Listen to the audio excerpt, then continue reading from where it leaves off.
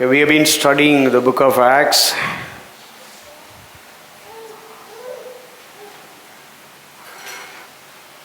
And we are studying about the gospel.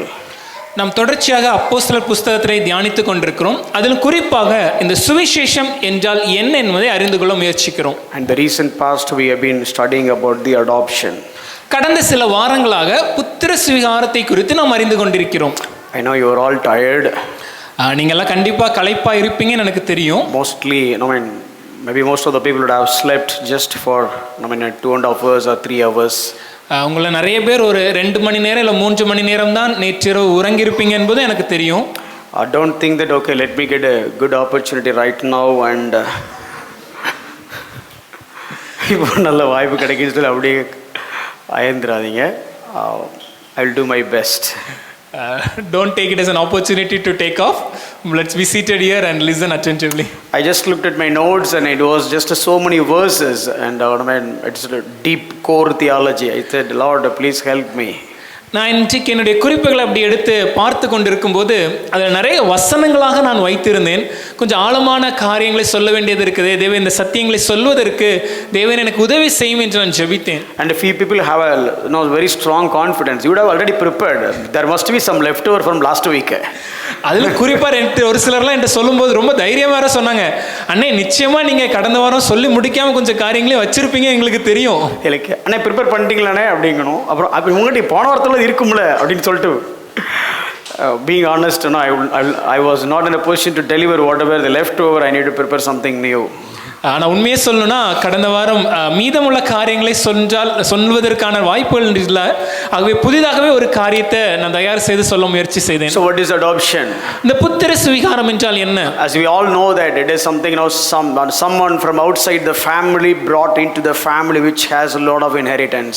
நாம் நன்கு அறிந்திருக்கிறபடி குடும்பத்தில் அல்லாத ஒருவரை குடும்பத்தின் உறுப்பினராக்கி, குடும்பத்தின் அங்கத்தினராக்கி, குடும்பத்தின் சுதந்திரத்தை அவர் பெற்றுக்கொள்வதுதான் இந்த புத்திர சுவிகாரம். So Bible is talking about this adoption from Romans chapter 8:14 to 17. வேதத்தில் பார்க்கும்போது ரோமர் 8ஆம் அதிகாரம் 14ஆம் வசனத்திலிருந்து 17ஆம் வசனம் வரைக்கும் இந்த புத்திர சுவிகாரத்தை குறித்து நாம் அறிந்திருக்கிறோம். So we are coming into the family of God. நாம் தேவனுடைய குடும்பத்தின் அங்கத்தினராகிறோம். And the demand of God's family is holiness because everybody is holy. தேவனுடைய குடும்பத்தினுடைய எதிர்பார்ப்பு என்னவென்றால் நாம் பரிசுத்தமுள்ளவராய் காணப்பட வேண்டும். ஏனென்றால் தேவ குடும்பத்தில் எல்லாரும் பரிசுத்தராய் இருக்கிறார்கள். But we are already sinners. ஆனால் நாமோ ஏற்கனவே பாவிகளாய் இருக்கிறோமே. We lost the glory of God. தேவ மகிமை அற்றவர்களானோம். So where I can see somebody, where I can see who has adopted and without losing the glory of God.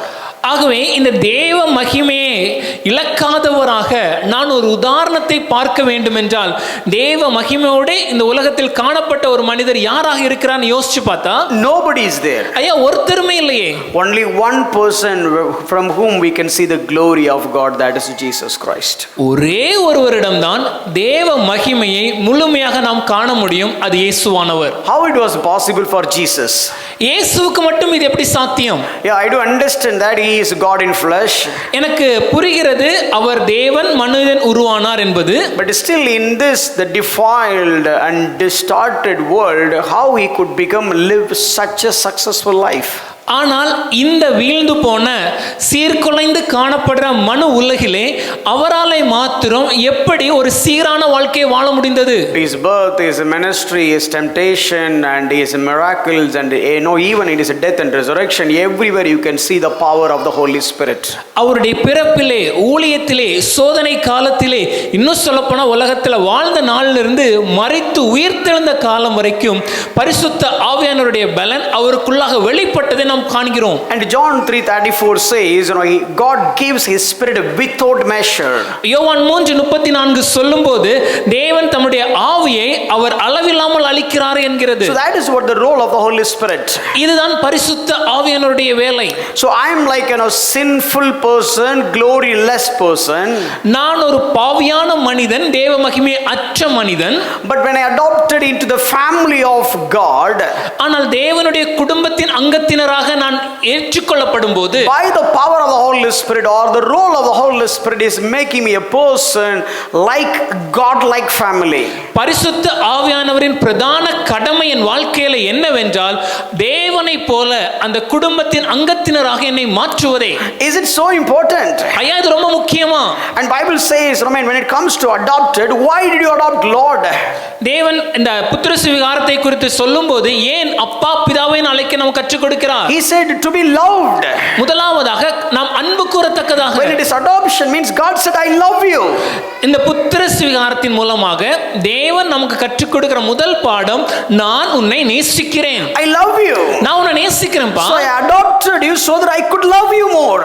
ஆகவே தான் உன்னை நான் தத்தெடுத்தேன், என் குழந்தையாக மாற்றுறேன். ஏனென்றால் இன்னும் நான் அதிகமாக உன்னில் அன்பு கூற. How do I know that? ஐயா இது எப்படி சொல்ல முடியும்? Is it come Pushparaj? ஐயா புஷ்பராஜ் இங்க வாங்க. Why did I send my son? எதற்காக என் குமாரனை அனுப்பினேன்? Oh, for salvation. ரட்சிக்க தானே? To redeem the world. உலகத்தை ரட்சிக்க. What is the point of it? எதற்காக அந்த ரட்சிப்பை To அளித்தேன்? adopt you into my family. உன்னை என்னுடைய குடும்பத்தின் அங்கத்தினராக ஏற்றுக்கொள்ள. சார் என் பிள்ளைய சாகடிச்சு ஒன்ன பிள்ளைய தத்தெடுத்து இருக்கிறேன்னா பாத்துக்கோ என் அன்பு எவ்வளவு பெருசுண்டு. Look at the depth of my love by giving my only begotten son. I made you as sons and daughters.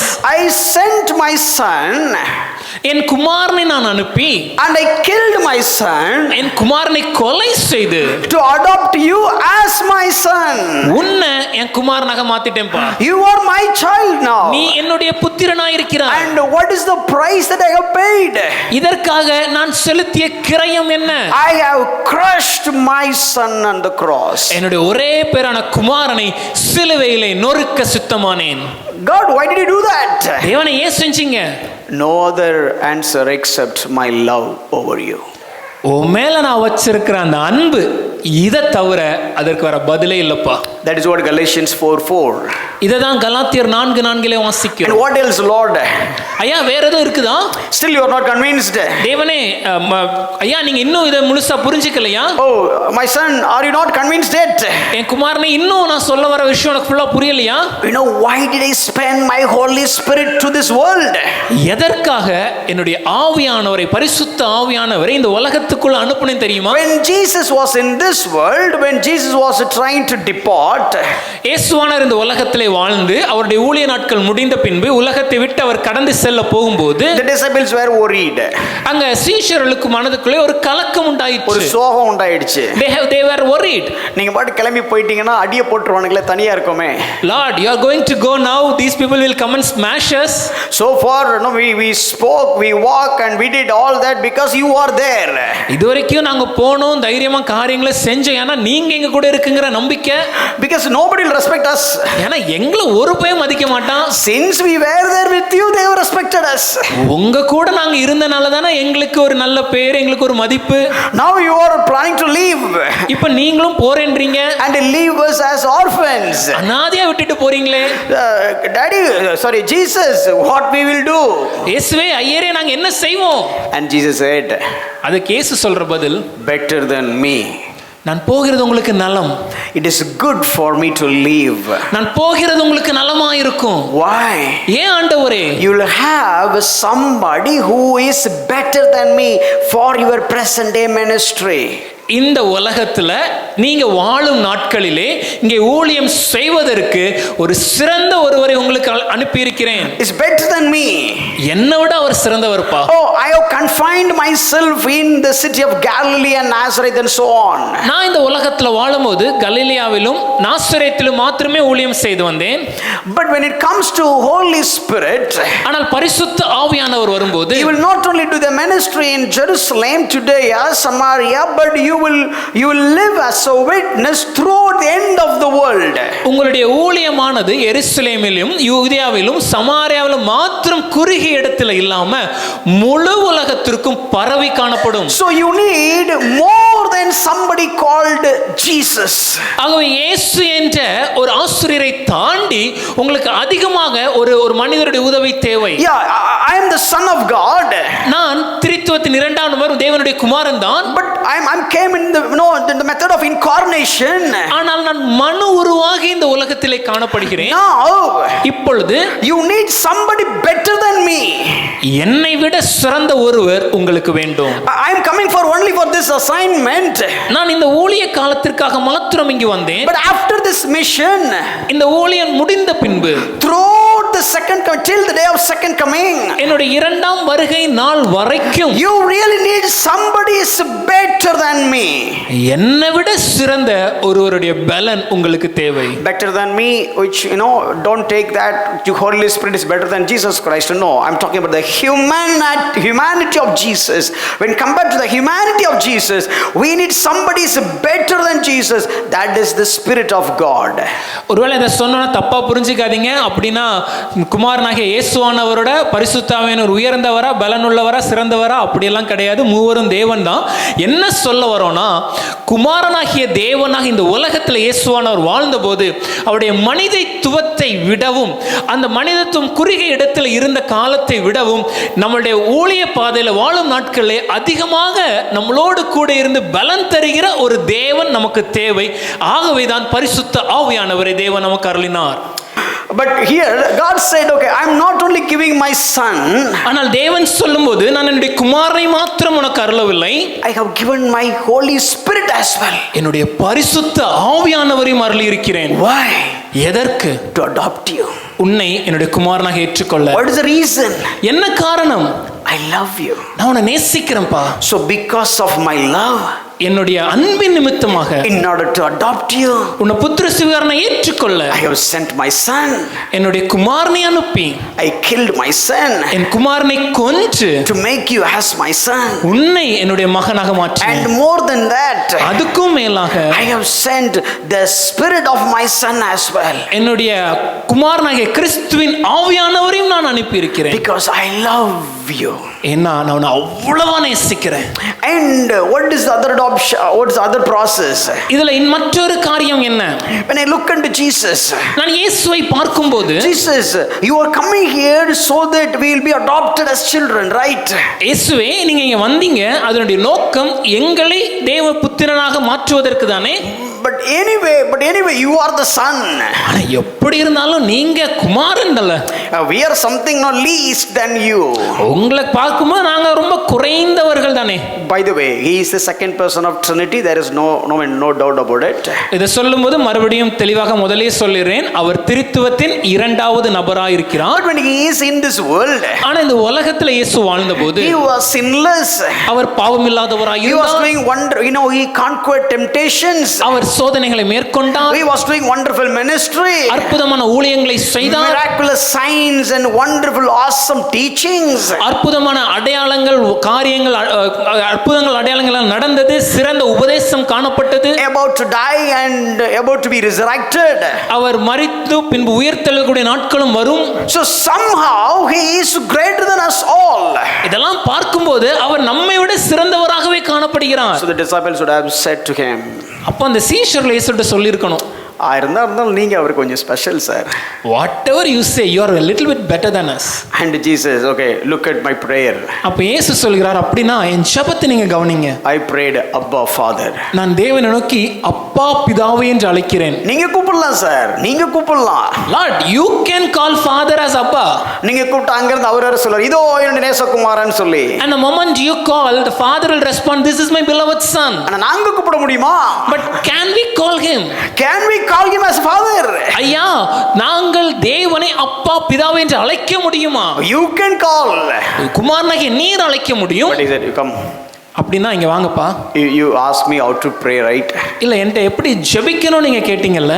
Let me teach you how to pray. நான் ஒரு ஜெபத்தை உங்களுக்கு கற்றுக் கொடுக்கிறேன். Okay, pray the Father of Jesus Christ. Here we are. இயேசு கிறிஸ்துவின் பிதாவானவரே, இதோ நாங்க வந்திருக்கிறோம், அப்படி ஜெபிக்க சொன்னாரா? No. இல்ல. Pray like our Father. பரமண்டலத்தில் இருக்கிற எங்கள் பிதாவேன்னு ஜெபம் பண்ணுங்க. Our Father. எங்கள் பிதாவே. Our Father means, for example, if I go to Sylvin's home, எங்கள் பிதாவேன்னு சொல்லணும்னா ஒரு உதாரணம் சொல்லணும். இப்போ போதகர் இப்போ என் வீட்டுக்கு வராங்கன்னா Sylvin would call his father as father. நான் என்னுடைய தகப்பனாரை அப்பான்னு அழைப்பேன். If I go to Sylvin's home, இப்போ போதகர் எங்க வீட்டிற்கு வரும்போது I will also call Sylvin's father as father. போதகரும் என்னுடைய தகப்பனாரை அப்பான்னு தான் அழைக்கிறாங்க. Out of love and respect. அது ஒரு அன்பின் நிமித்தமாக, மரியாதை நிமித்தமாக. But in case, hypothetical situation. கற்பனையாக ஒரு காரியம். Sylvin is one of the big shots in his hometown. ஊர்ல ஒரு பெரிய ஒரு பண்ணையார்னு வச்சுப்போமே. So if I come to his home, இப்போ போதகர் எங்க வீட்டுக்கு வராங்கன்னா, if dad wants to give him a home, இப்போ எங்க அப்பா எனக்கு ஒரு வீட்டு கொடுக்கணும்னு நினைக்கிறாங்க. it has 2 floors. அது 2 மாடி இருக்குது. So now I am coming. இப்போ போதகர் வராங்க. I am also calling you as a father. நான் உங்களை அப்பான்னு தான கூப்பிடுறேன். If you are giving 1 floor to Sylvin, why can't you give 1 more floor to me? ஒரு மாடியே நீங்க சில்வனுக்கு கொடுக்குறீங்கன்னா இன்னொரு மாடி எனக்கு கொடுக்கலாமே. கொடுப்பாங்களா? Will the father give? I look at Jesus. ஆனா நான் இயேசுவை பார்க்கும்போது, Jesus, இயேசுவே, you are also asking us to pray as our father. நீங்களும் ஜெபம் பண்ணும்போது எங்கள் பிதாவைன்னு தான் ஜெபம் பண்ண கற்றுக் கொடுத்தீங்க. Will your father give to us whatever he has given to you? பிதாவானவர் உங்களுக்கு கொடுத்த எல்லாவற்றையும் பிதாவானவர் எங்களுக்கும் கொடுப்பாரா? Sylvin, உங்க அப்பாவை நீயும் அப்பாங்கற, நானும் அப்பாங்கறேன், பத்திரத்துல என் பேரை எழுதி வைப்பாரா சொத்தை? Maybe Sylvan, you call your father as father, and so do I, but will your father give me the inheritance in the documents? That is the difference between the worldly father and the heavenly father. உலகத்துல இருக்கிற ஒருவர் அப்பான்னு அழைக்கிறதுக்கும் பரத்துல இருக்கிற அவர் அப்பான்னு அழைக்கிறதுக்கு வித்தியாசம் அதுதாங்க. That's what we are going to study today. அதான் நாம இன்னைக்கு கற்றுக்கொள்ள போறோம். That's what. அதைதான். In this world, when Jesus said our father, it is not just a sake of saying, it is not just a formal, but it is a reality. இந்த உலகத்துல நம்ம கற்றுக் கொடுக்கும்போது எங்கள் பிதாவேன்னு இயேசு சொன்னது ஏதோ சொல்றதுக்குன்னு சொன்ன காரியமோ இல்ல சும்மா ஒரு காரியமாகவோ அவர் சொல்லலங்க. அது ஒரு உண்மையான ஒரு விஷயம். Let me tell you, if you understand this doctrine in the way you should understand, இந்த சத்தியத்தை நீங்க புரிந்து கொள்ள வேண்டிய விதமாக புரிந்து கொள்வீர்கள் என்றால், you don't even bother about this world. இந்த உலகத்தின் காரியங்களை குறித்து நீங்க கவலையே பட மாட்டீங்க. You feel like you are already rich. ஏன்னா அதை கேட்கும் போதே நம்ம ஏற்கனவே ஒரு ஐஸ்வர்யவான் என்ற ஒரு உணர்வு உங்களுக்கு உண்டாகும். You are richer than anybody else in this world. உலகத்துல இருக்கிற யாரை காட்டிலும் நீங்கள் ஐஸ்வர்யவான் புரிந்து கொள்வீங்க. But you need to understand first what is rich. ஆனா முதலாவதாக ஐஸ்வர்யம்னா என்னங்கறத நம்ம தெளிவா இருக்கணும். How do we define rich? இந்த ஐஸ்வர்யம் செல்வந்தம்னா என்னங்கறத நம்ம தெளிவா விளக்கணும். So let's deal that. முதல்ல அத பாப்போம். So the first one is, முதல் காரியம், okay, he is my father.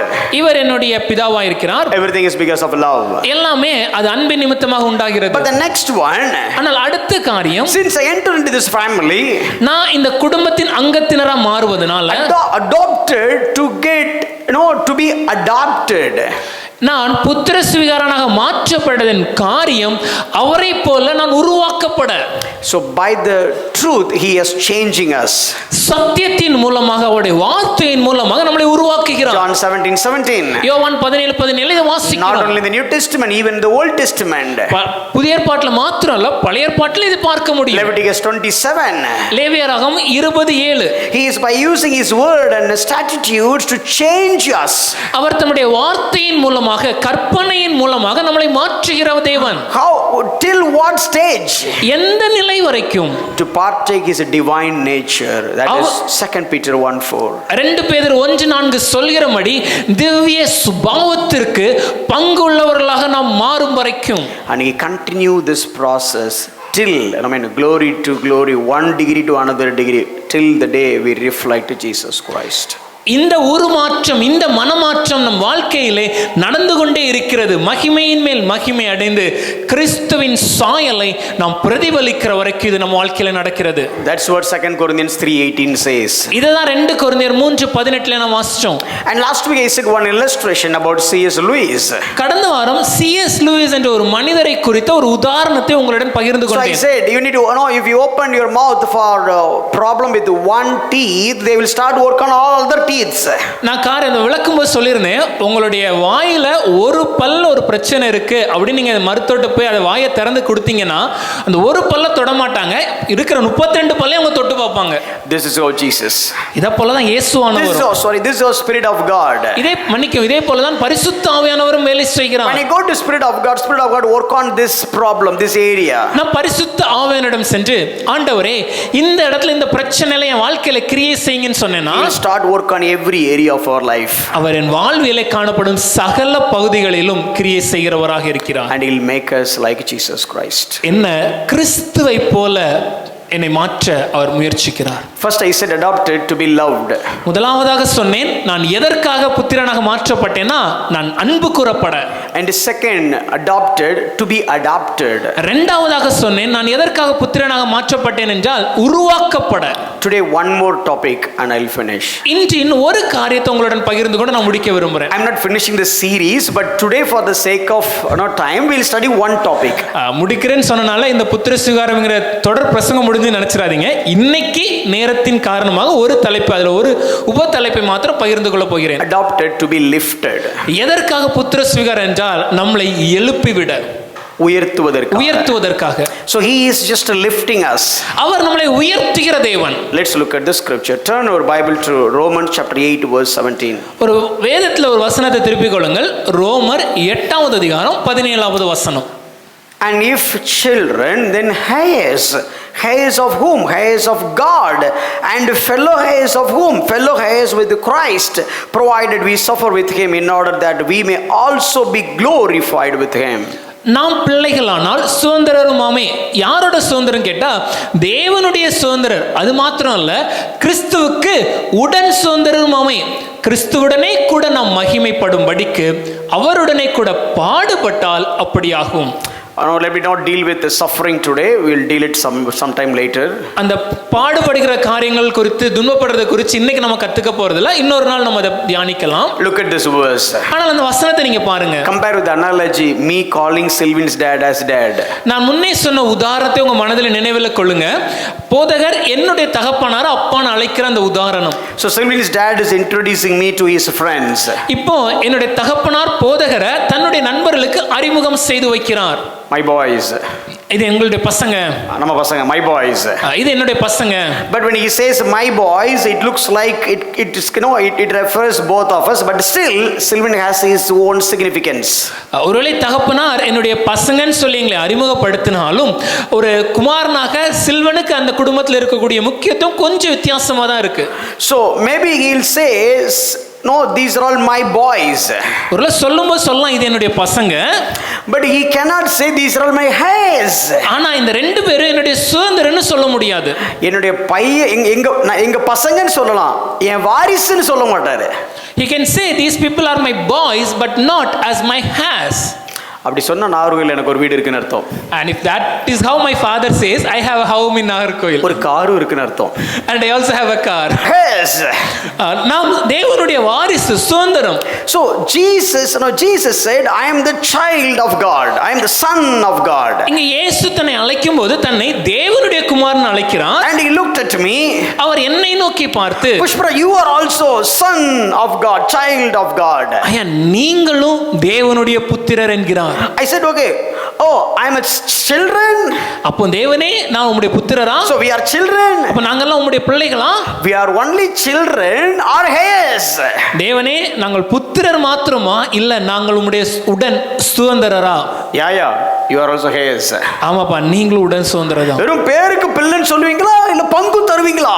Lord, are you just calling us as your child for the name's sake, or do you really mean it and give us the rights of adoption? He said, yes, you are heir. ஆமாப்பா நீங்க சுதந்திரன்னு சொல்றாங்க. Oh, heirs of whom? அப்ப யாருக்கு நாங்க சுதந்திரர்? Heirs of God.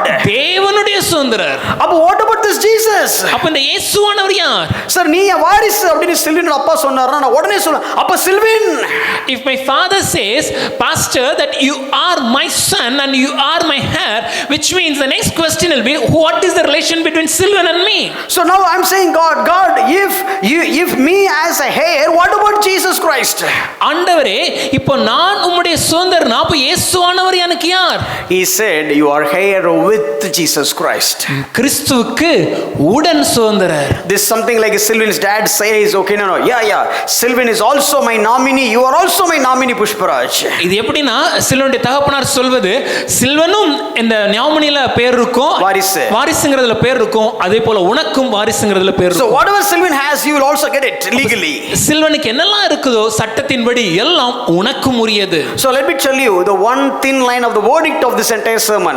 இன்னைக்கு நம்ம கேட்கிற செய்தியோட மொத்தத்தையும் ஒரே வரியில சுருக்கமாய் சொன்னா, very simple, ரொம்ப எளிதா சொல்லணும்னா, whatever Jesus has got from the Father, you will also get it. That is what adoption.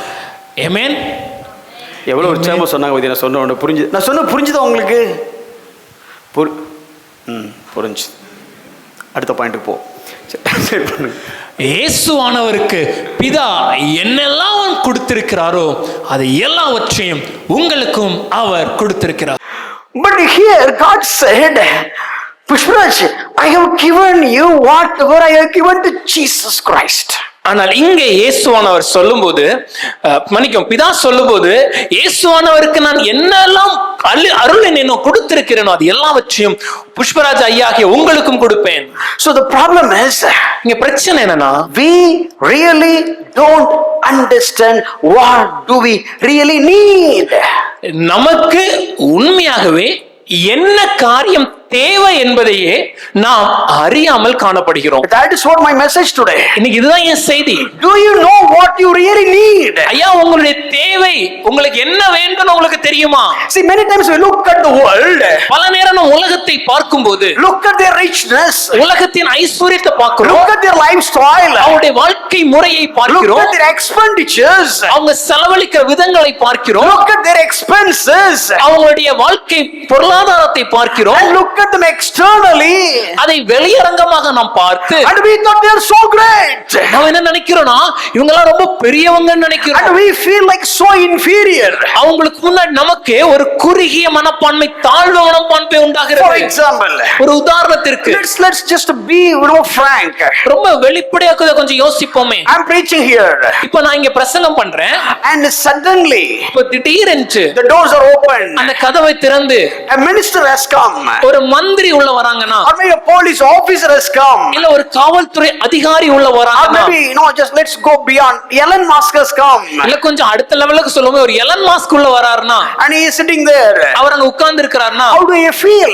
உடனே எனக்கு என்ன உணர்வு ஏற்படும்? I want to go and take a photograph with Elon Musk, நான் எலன் மாஸ்க் கூட போயிட்டு ஒரு போட்டோ எடுக்கலாமான்னு யோசிப்பேன், and will keep எடுப்பேன், and will keep as my DP, அதை என்னுடைய மொபைல்ல வாட்ஸ்அப் டிபியா வைப்பேன். I am identifying Elon Musk I am identifying myself as a companion, as a friend of Elon Musk. இதன் foolishness and rubbish. இதன் மூலமா நான் என்ன சொல்ல முயற்சிக்கிறேன்னா, நான் என்னை எலன் மாஸ்கோட அடையாளப்படுத்தி, நான் எலன் மாஸ்க்கு நண்பன், அவனுடைய தோழன் சொல்லி உலகத்துக்கு சொல்ல முயற்சிக்கிற முட்டாள்தனம், அது மதீனம். When Daniel was the prime minister, ஆனால் தானியேல் அவன் பிரதம மந்திரியாக இருந்தபோது, Daniel never identified himself as a friend of Darius or Belshazzar or Nebuchadnezzar or even Cyrus. தானியேல் ஒரு நாளும் தன்னை தரியுவுக்கோ நேபுகாத்நேச்சாருக்கோ பெல்ஷாஸ்தாருக்கோ இல்ல ஆகாஸ்வேர் ராஜாவுக்கோ அறிந்தவர் என்று தன்னை அடையாளப்படுத்தவில்லை. They identified themselves with Daniel. அந்த ராஜாக்கள் தான் தானியேலோடு தன்னை அடையாளப்படுத்திக் கொள்ள முயன்றார்கள் தவிர, look at the value system of a Christian or the believer before, even the earlier era and the present era. ஐயா, நீங்க நல்லா புரிஞ்சுக்கோங்க, ஒரு கிறிஸ்தவருடைய தகுதி, ஒரு கிறிஸ்தவருடைய நிலை, அவருடைய கோட்பாடுகள் பரிசுத்த ஆவியானவரின் காலத்திற்கு முன்பாகவே அவ்வளவு உயர்வாக இருந்தது. ஆனால் இன்று எப்படி இருக்கிறது? So basic understanding is this. இது அதன் புரிதல் என்னன்னா, they thought the politicians are greater than us. நம்மை விட இந்த அரசியல்வாதிகள் எல்லாம் பெரியவங்க நினைக்கிறாங்க. The chairpersons are greater than us. அந்த மதிப்பிற்குரிய ஸ்தானத்தில் உலகத்துல இருப்பவர் உயர்ந்தவர் நினைக்கிறாங்க. MLAs are greater than us. அந்த சட்டமன்ற உறுப்பினர்கள் எல்லாம் பெரியவர் நினைக்கிறாங்க. Even councillors are greater than us. அது கூட இல்ல, கவுன்சிலரை கூட பெரியவங்க நினைக்கிறாங்க. Why? ஏன்? They do have voice. ஏன்னா அவங்க கிட்ட பணம் இருக்கு. Oh, voice. மன்னிக்கு, அவங்களுடைய வார்த்தைக்கு மதிப்பு இருக்கு. And they do have richness in the world. உலகத்தின் அந்தஸ்து இருக்கு. And they have value system of the world. உலகத்தின் சட்ட திட்டங்கள் அதிகாரங்களுக்குள்ளாக அவர் நடக்கிறாங்க. But for we have a small church. ஆனா நம்ம ஒரு சின்ன சபை தானே. Just 10 to 20 families. ஒரு 10-20 குடும்பம் தாயா நாங்க. ஆனா அடியேன் ஏதோ ஒரு வேலை செஞ்சு ஆண்டவருக்கு ஊழியம் பண்ணிட்டு இருக்கிறேன். This humble servant of God is doing something and serving the Lord. I'm just saved. நான் ரட்சிக்கப்பட்டவன் தாங்க. Going to church. சபைக்கு மாத்திரம் போயிட்டு வருவேன். ஐயா, நீங்களும் ஒரு நாள் எங்க சர்ச்சுக்கு வாங்க. MLA sir, you can also come to our church one day. Not MLA sir, even councillor sir. Councillor sir, ஒரு நாளாவது எங்க சபைக்கு வாங்க. Please come. ஐயா வாங்க. Sir, please come. All pastors will sit. போதகர்லாம் இங்க உட்கார்ந்திருப்பாங்க. You will also have a chair. அதுக்கு பக்கத்துலயே உங்களுக்கும் புல்பிட்ல ஒரு சேர். Nothing is wrong respecting them. அவர்களை மதிப்பதில் எந்த தவறும் கிடையாது. Nothing is wrong honoring them. அவர்களை கனப்படுத்துவதிலும் எந்த தவறும் கிடையாது. Nothing wrong to treat them well. அவர்களை நன்றாக முறையிலே நடத்துவதிலும் எந்த தவறும் இல்லை. Nothing wrong pour out our love towards them. நம்ம அன்பை ஊற்றி அவர்களை உபசரித்து அவங்களை கால்களை கழுவுறதுலயும் தவறு இல்லைங்க. But we are called to worship God alone. ஆமென்.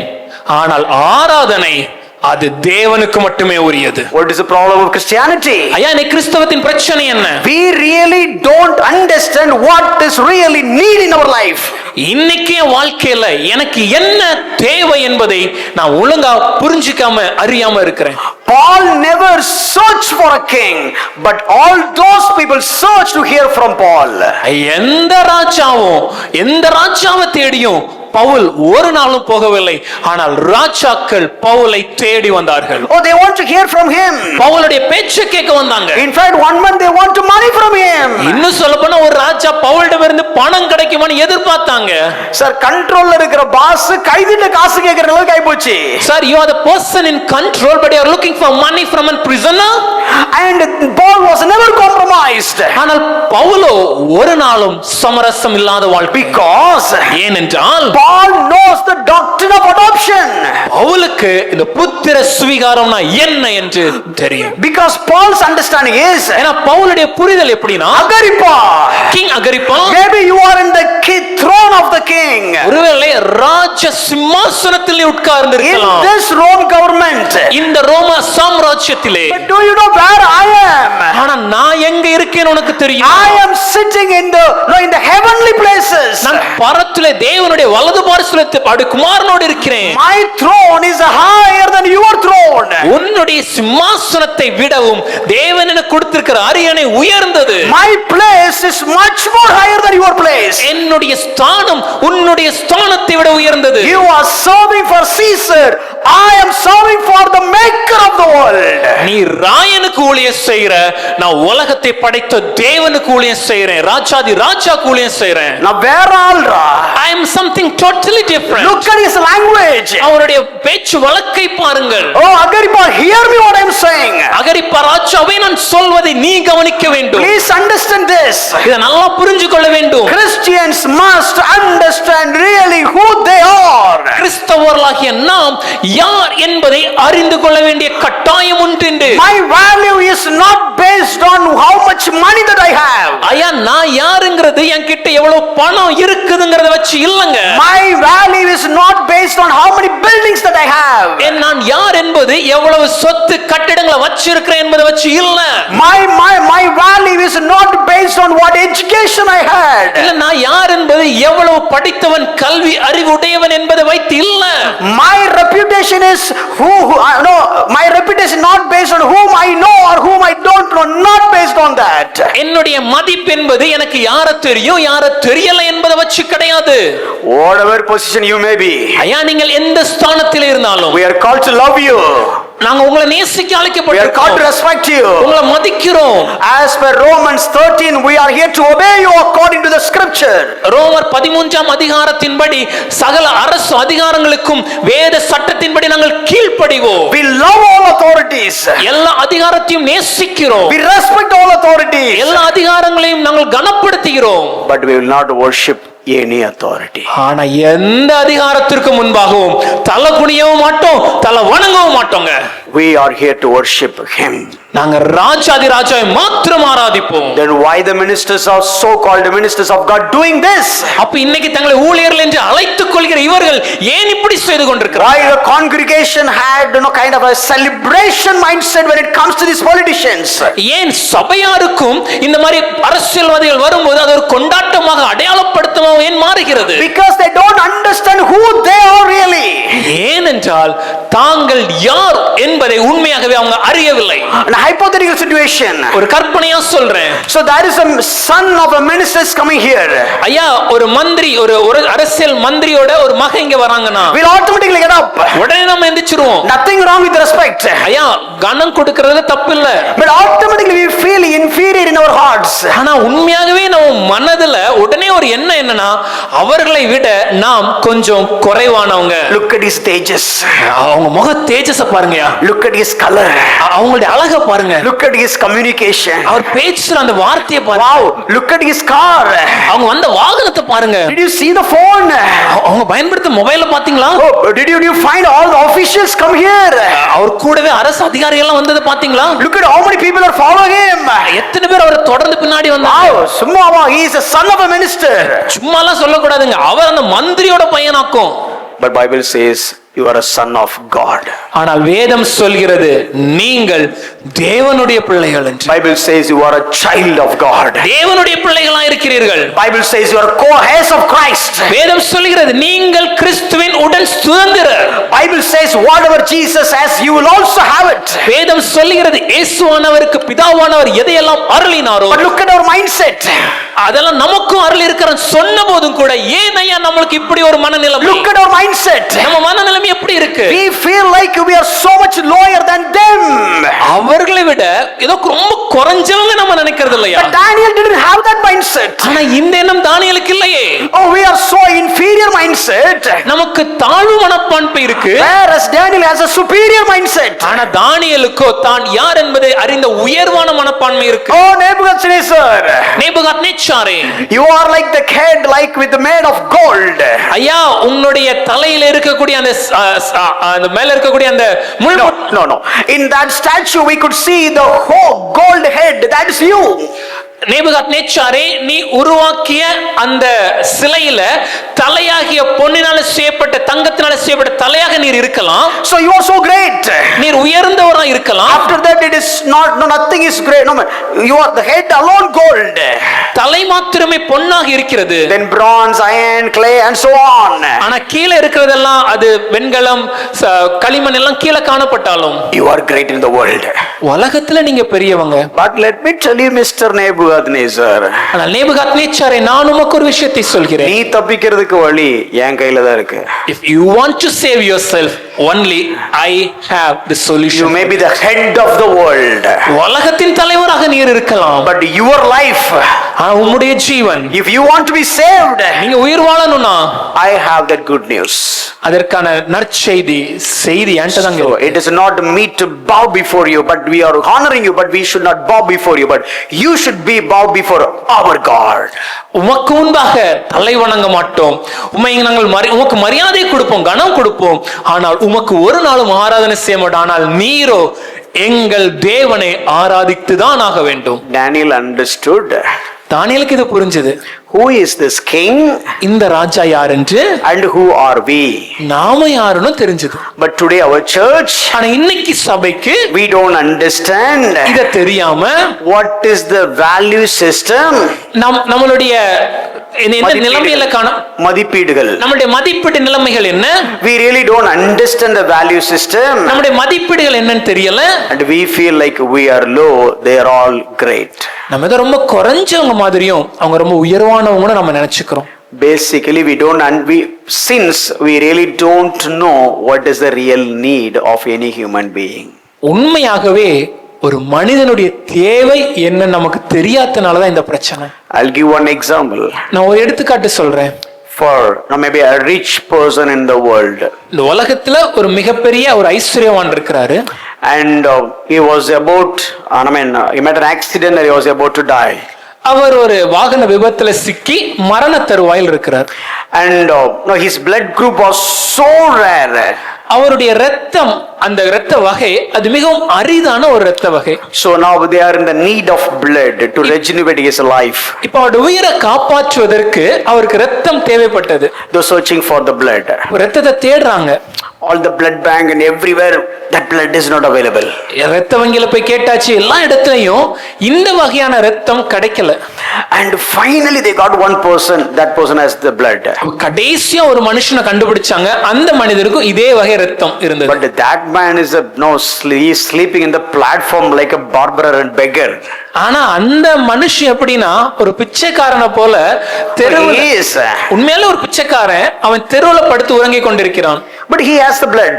ஆனா அவரிடம் அந்த ரத்தம் காணப்பட்டது. Now இப்போ so both are coming into the place. ரெண்டு பேரும் அந்த இடத்துக்கு வராங்க. So now who is the richest person? இங்க யாரு உண்மையாகவே ஐஸ்வர்யவான்? He has money. பணம் இருக்கு. He has gold. செல்வம் இருக்கு, தங்கம் இருக்கு. He has a car. வாகனம் இருக்கு. And everything he has. தேவையான எல்லாமே இருக்கு. And this person has the blood. ஆனா இந்த மனுஷன்ட்ட ரத்தம் இருக்கு. This person in the need of blood, this person has the blood more than he really needs.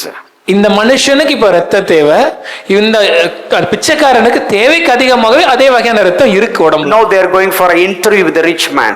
இப்போ அந்த ஐஸ்வர்யவானிடம் ஒரு நேர்காணலுக்காக போறாங்க. And they asking the question. அப்ப அவர்ட்ட ஒரு கேள்வி கேட்டாங்க. What is the greatest value, or which one you will treat as the greatest value in this world? இந்த உலகத்திலேயே எந்த விஷயத்த ரொம்ப ரொம்ப உயர்வானதா நீங்க மதிப்பீங்கன்னு கேட்டாங்க. Which one you will give more value? ஐயா, எதுக்கு அதிக மதிப்பு?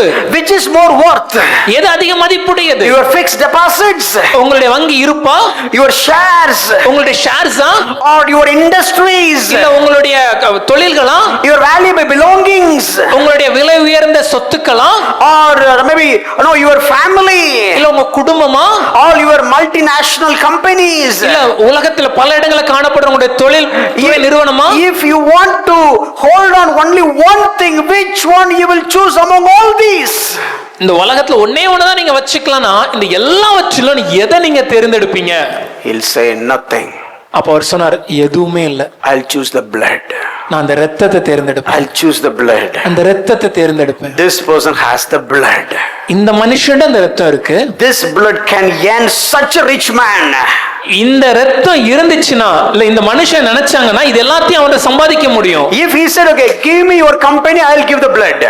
ஒருவேளை உங்க நிறுவனத்துல என்கிட்ட கொடுங்க, நான் உங்களுக்கு இரத்தத்தை கொடுக்கறேன்னு சொன்னா கூட நான் கொடுத்துருவேன். He cannot go, oh, you don't have a share, how can I give? இல்லப்பா, அங்க உனக்கு பங்குலாம் இல்ல, உனக்கு எப்படி கொடுக்கறதுலாம் கேட்க மாட்டேன். Okay, உனக்கு blood இல்ல. He'll say, I don't want to give blood. What will you do? என்ன பண்ணுவேன்? Immediately he'll do everything to get the blood. இருந்து என்னலாம் செய்யணுமோ எல்லாத்தையும் செஞ்சு அந்த இரத்தத்தை பெற்றுக்கொள்ள முயற்சி. The life has more valuable than any things that really needs for life. ஐயா, இந்த ஜீவன், இந்த உலகத்துல நம்ம வைத்திருக்கிற சகலவற்றை பார்க்கிலும் இந்த ஜீவன் உயர்ந்தது. ஜீவனுக்குரியவைகளை பார்க்கிலும் ஜீவன் உயர்ந்தது. கிறிஸ்தவங்க கிட்ட ஜீவன் இருக்கு, உண்மையான கிறிஸ்தவங்க கிட்ட ஜீவன் இருக்கு, மற்றவங்கிட்ட ஜீவனுக்கான காரியங்கள் இருக்கு.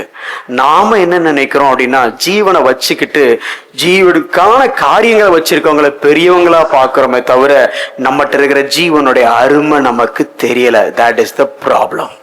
If you are a true Christian, you have life, and the people of this earth, they have the things of the life.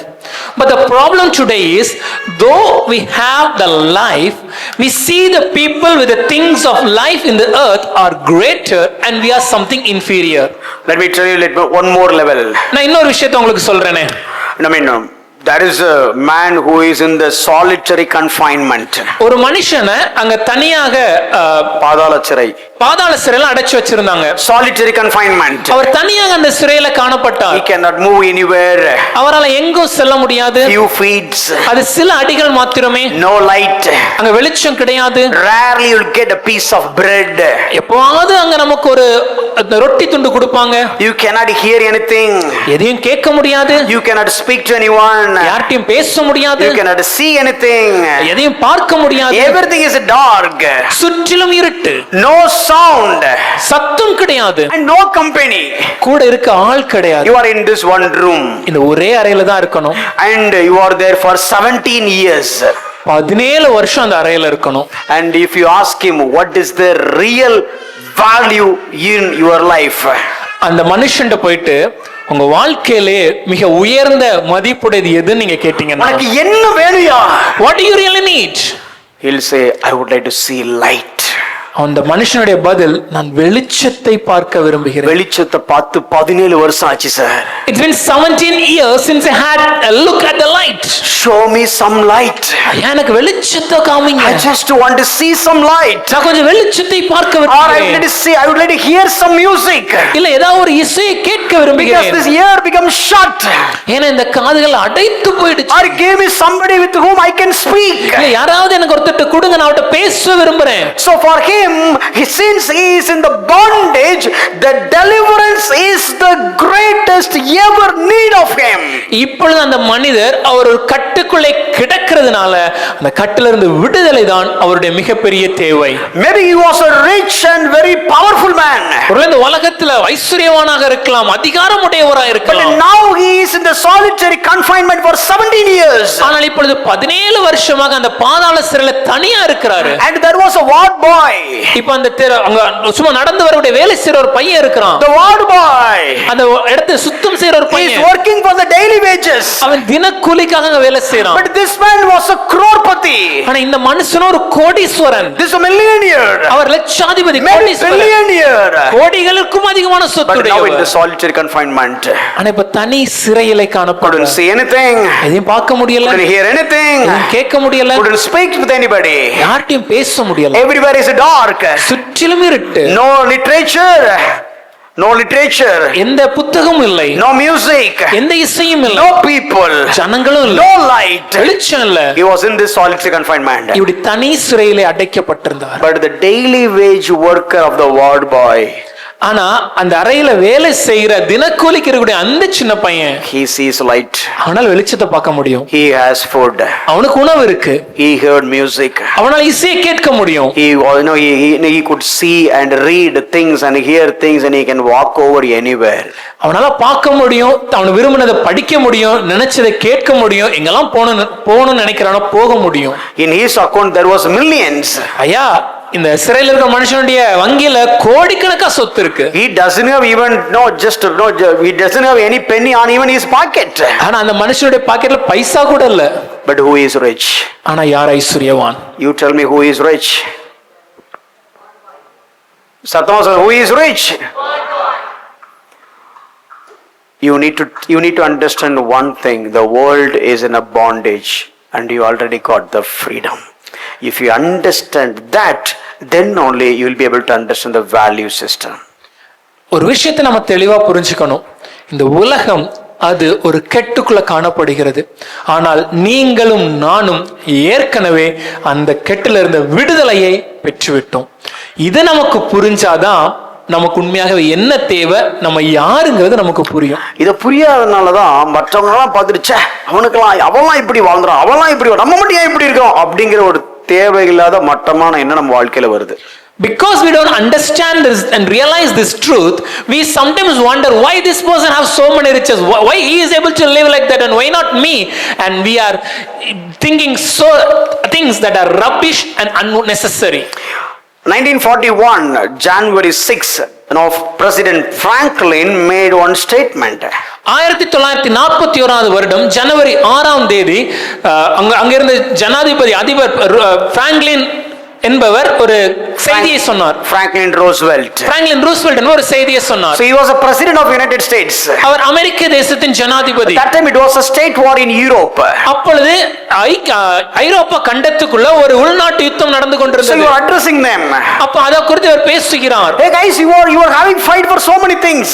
ஐரோப்பிய கண்டத்தின் ஜனங்களே பல காரியங்களுக்காக நீங்க சண்டை போடுறீங்க. So the world really need freedom. உலகத்திற்கு உண்மையான தேவை என்னவென்றால் விடுதலை. So the freedom of what? எதிலிருந்து விடுதலைனா? He said 4 things. 4 காரியங்களில் இருந்து. Freedom of speech. பேச்சு உரிமை. Freedom of worship. ஆராதிக்கும் உரிமை. Freedom from want and need. தேவைகளை பெற்றுக்கொள்ளும் உரிமை. And freedom from fear. பயத்திலிருந்து ஒரு விடுதலை. This is what everybody needs in this world. இந்த உலகத்துல இருக்கிற ஒவ்வொருத்தருக்கும் தேவை இந்த 4 விஷயம் தான். And a man of God sees this. ஒரு தேவ மனிதன் இதை பார்க்கும்போது He is thinking. அதை குறித்து அவர் Yes, யோசிக்கிறார். it's fantastic, right statement. ரொம்ப அருமையா சொன்னாங்க, உண்மையா சரியானது சொன்னாரு. Any citizen, he needs to have freedom of speech. உலகத்துல இருக்கிற எந்த குடியுரிமை பெற்ற மனுஷனுக்கா இருந்தாலும் And freedom to worship. அவனுக்கு தேவை என்னன்னா பேச்சு உரிமை, ஆராதிக்கும் உரிமை. And freedom from want and need. தேவைக்கு பெற்றுக்கொள்ளும் உரிமை. And freedom from fear. பயத்திலிருந்து ஒரு விடுதலை. And he take this analogy and look at Christians. அவர் இந்த ஒரு காரியங்களை எடுத்து அப்படியே கிறிஸ்தவத்தை ஒப்பிட்டு Oh, பார்த்தால், Christians, you know what freedom that really humankind needs. கிறிஸ்தவர்களே இன்னைக்கு உலகத்திற்கு தேவையான இந்த விடுதலை ஏற்கனவே உங்கள்ட்ட இருக்கு. Who gives the freedom? இந்த விடுதலை யார் கொடுக்கிறார்? That's what Bible says.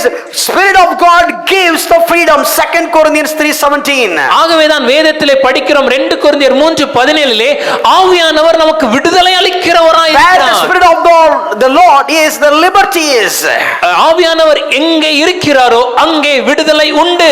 What freedom the Spirit of God is giving to us? அந்த ஆவியானவர் நமக்கு அளிக்கிற விடுதலை என்ன?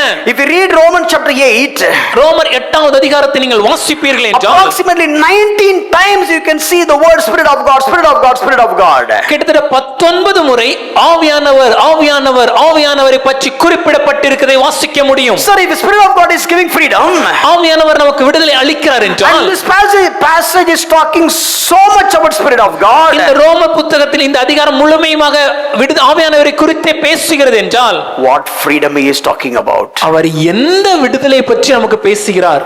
When it comes to Christians, there are 4 freedoms. கிறிஸ்தவர்களுக்கும் 4 விதமான விடுதலைகள் உண்டு. Let's look at that. முதல்ல அதை பார்க்க போறோம். We have got that freedom.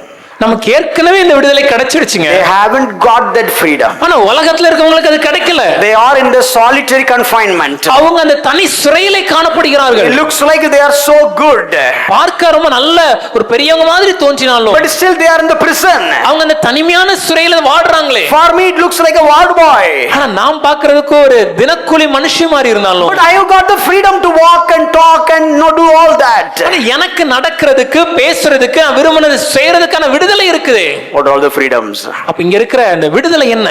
Look at these 4 things. இந்த 4 விஷயத்தை பாருங்க. First, freedom from judgment. முதலாவது நியாய தீர்ப்பிலிருந்து நமக்கு ஒரு விடுதலை உண்டு. No condemnation. நமக்கு ஆக்கினை தீர்ப்பில்லை. A day will come, ஒரு நாள் வரும், you will die, நீங்க மரிப்பீங்க, I will die, நானும் மரிப்பேன், they will also die. அவர்களும் மரித்து போவார்கள். If they are in the position, which doesn't mean that they will live forever. அவங்க தான் உயர்ந்த ஒரு ஸ்தானத்துல இருக்கனால அவங்க மரிக்கவே மாட்டாங்க, வாழ்ந்துகிட்டே இருப்பாங்கலாம் All கிடையாது. ministers will die, எல்லா மந்திரிகளும் மரிப்பாங்க. all big position people will die. எல்லா உயர்ந்த ஸ்தானத்தில் இருக்கிறவங்களுக்கு மரணம் உண்டு. As I will die, as you will die. நான் எப்படி மரிக்கிறேனோ நீங்க எப்படி மரிக்கிறீங்களோ. But what happened after the day of death? ஆனா மரண நாளுக்கு அதன் பின்பு என்ன நடக்குது? For me, no condemnation. எனக்கு ஆக்கினை தீர்ப்பில்லை. I know where I will be. நான் எங்க இருப்பேன் எனக்கு தெரியுங்க. Would they know where they would be? ஆனா அவங்களுக்கு தெரியுமா அவங்க எங்க இருப்பாங்கன்னு? I have got the freedom. They haven't got the freedom. எனக்கு அந்த விடுதலை இருக்கிறது, அவர்களுக்கு இல்ல. And the second one is the freedom from defeat. இரண்டாவது தோல்வியிலிருந்து ஒரு விடுதலை. And freedom from discouragement. மூன்றாவது சோர்விலிருந்து ஒரு விடுதலை. Freedom from fear. பயத்திலிருந்து விடுதலை. Let's deal this one by one. எல்லாத்தையும் நம்ம படிக்க போறோம் Quickly. முதலாவது Freedom from judgment. நியாய தீர்ப்பிலிருந்து விடுதலை. So now turn your Bible to Romans chapter 8. உங்கள் வேதங்களை ரோமர் 8க்கு திருப்பிக் கொள்ளுங்கள். Now, I don't have slides here. I want you to look at the Bible. அத நீங்க இங்க ஸ்லைட்ல குறிப்பு போட போறது இல்ல. நீங்க உங்க வேதங்களை திருப்பி பார்க்கணும்னு ஆசைப்படுறேன். Turn Romans 8. ரோமர் 8வது அதிகாரம். I'll try to make my best to keep going. என்னோட சிறந்த முறையில் எப்படி இதை சொல்லி உங்களுக்கு புரிய வைக்க முடியுமோ நான் முயற்சி. It's very important. இது ரொம்ப முக்கியமான ஒரு விஷயம். Let's read 1 to 4 verses. First 4 verses. முதலாவதாக ரோமர் 8வது அதிகாரம் 1 லிருந்து 4 வசனம் வரைக்கும் நம்ம வாசிக்க போறோம். Just have eyeball over it. அத கொஞ்சம் அப்படி மேலோட்டமா நீங்க பார்க்கணும். Look at the very first line. அந்த முதல் வசனத்தை பாருங்க. So there is no condemnation for those who belong to Christ Jesus. இயேசு கிறிஸ்துவுக்கு உட்பட்டவர்களாக இருக்கிறவர்களுக்கு ஆக்கினை தீர்ப்பு இல்லை. அப்படினா உட்படாதவர்களுக்கு என்ன இருக்கு? Which means the people who are not in Christ, what do they have? அவங்களுக்கு என்ன இருக்கு? ஆக்கினை தீர்ப்பு இருக்கு. They are condemned. I have got escaped from condemnation. நான் இந்த ஆக்கினை தீர்ப்புல இருந்து தப்பிச்சிட்டேங்க. For them surely there is a condemnation. ஆனா அவர்களுக்கு அந்த ஆக்கினை தீர்ப்பு இருக்கு. Now you tell me who is richer? இப்போ நீங்க சொல்லுங்க யார் உண்மையிலேயே ஐஸ்வரியவான்? Who is really rich? Who does really have richness? உண்மையான இந்த ஐஸ்வரியம் இங்க யார்ட்டங்க இருக்கு? So all his value will work till the day he goes to the tomb. இந்த உலகத்துல அவனுக்கு இருக்கக்கூடிய எல்லா விஷயமும் எல்லா மதிப்புகளும் கல்லறைக்கு போற அந்த நாள் வரைக்கும் வேலை செய்யும். See, if you're going here to US, ஒருவேளை நீங்க இந்த நாட்டில இருந்து அமெரிக்க தேசத்துக்கு வெளிநாட்டுக்கு போறீங்கன்னா you have a 500 rupees bundle on your pocket. உங்க பாக்கெட்ல வந்து 500 ரூபாய் கெட்டு 2 கெட்டு வச்சிருக்கீங்க, பெரிய கெட்டு. And you got into the flight. இப்போ விமானம் ஏறிட்டீங்க. By the way, they will not allow in that way, but அப்படி போக முடியாதுங்க, கற்பனையா சொல்றேன். இப்போ விமானம் ஏறிட்டீங்க. You got down in New York airport. இப்போ நியூயார்க் பட்டணத்தோட ஏர்போர்ட்ல நீங்க இறங்கியாச்சு. You feel so hungry. ரொம்ப பசிக்குது. And you want to have some coffee. ஒரு காபி குடிக்கலாம்னு நினைக்கிறீங்க. In our place they'll give the coffee in this size. நம்ம ஊர்ல போய் காபி கேட்டிங்கன்னா இவ்வளவுக்கு ஒரு கப்ல கொடுப்பாங்க. If you go and ask them coffee they'll give in this size. ஆனா அதே அமெரிக்க தேசத்துல போய் காபின்னு கேட்டிங்கன்னா இவ்வளவு பெரிய ஜக்ல கொடுப்பாங்க. But yeah. See, he is a very good scorer. I know, I tell you, right?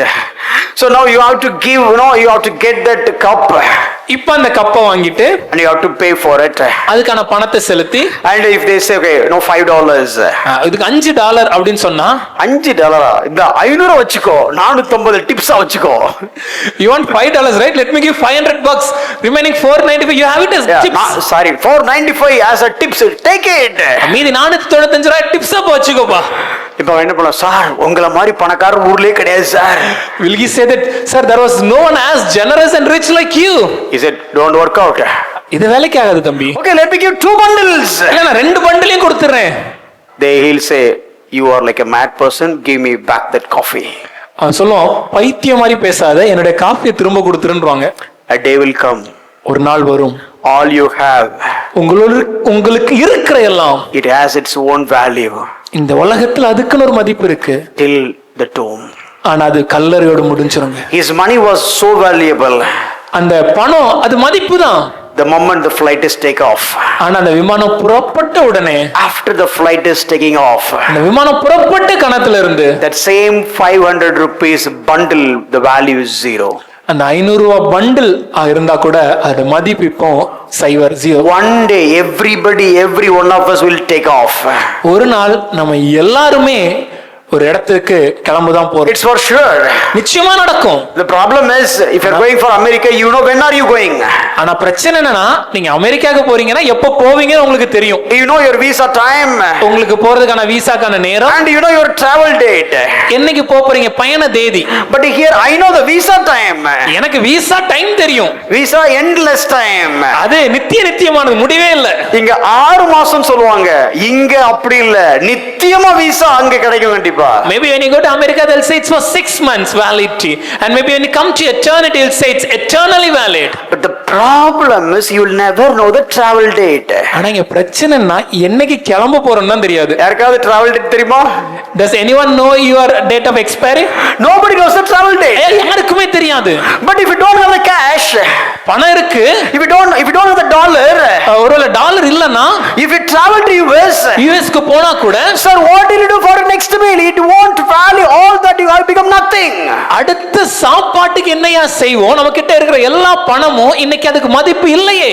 When Bible says no condemnation, ஆனால் வேதம் உங்களுக்கு ஆக்கினை தீர்ப்பு இல்லை என்று சொல்லும்போது the truth is, அடைய சத்தியம் என்னன்னா, all that they have, அவங்க கிட்ட இருந்த எல்லாம், all they possess, அவங்களுடைய சொத்து எல்லாம், all that they have earned, அவங்க சம்பாதித்ததெல்லாம், all that they have saved, அவங்க சேமித்ததெல்லாம், all that they have looted, அவங்க கொள்ளையடித்ததெல்லாம், all that they have done the malpractice, அவங்க தவறான முறையில பெற்றுக்கொண்டதெல்லாம், all these things will travel till the tomb.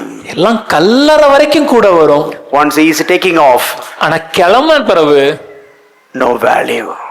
எந்த பலனும் கிடையாது.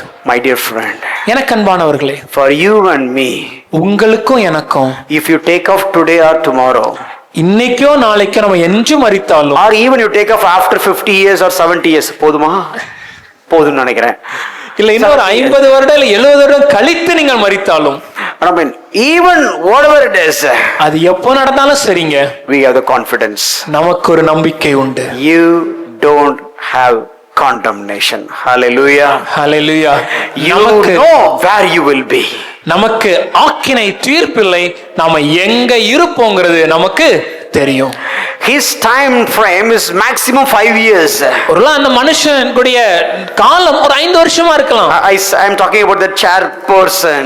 நான் சொல்ற அந்த மதிப்பு ஸ்தானத்துல இருக்க கூட அந்த மனிதருக்கு, The chairperson has the lifetime, the time of his position for 5 years. ஒருவேளை அவருக்கு கொடுக்கப்பட்டிருக்கிற அந்த ஸ்தானத்துடைய காலம் ஒரு 5 வருடம் இருக்கலாம். After 5 years he may come to us a normal position. ஒருவேளை 5 வருடத்துக்கு இன்னொரு சாதாரண மனுஷனா கூட அவர் மாறிக்கலாம். The day I got saved, ஆனா ரட்சிக்கப்பட்ட நாள் முதல் I got the position sitting in the heavenly places with my God. நான் என் தேவனோடு பரத்திலே இருக்கிற ஸ்தானத்தை பெற்றுக்கொண்டேன். I became the vehicle of God. I became the carrier of the presence of God. நான் தேவனுடைய ஸ்தானாதிபதியாக தேவனுடைய மகத்துவத்தையும் மகிமையும் சுமக்கிறவனாக, I became the child of God. தேவனுடைய குமாரனாக மாறுகிறேன். I became the heir of God. தேவனுடைய சுதந்திரனானே. And that will never be over.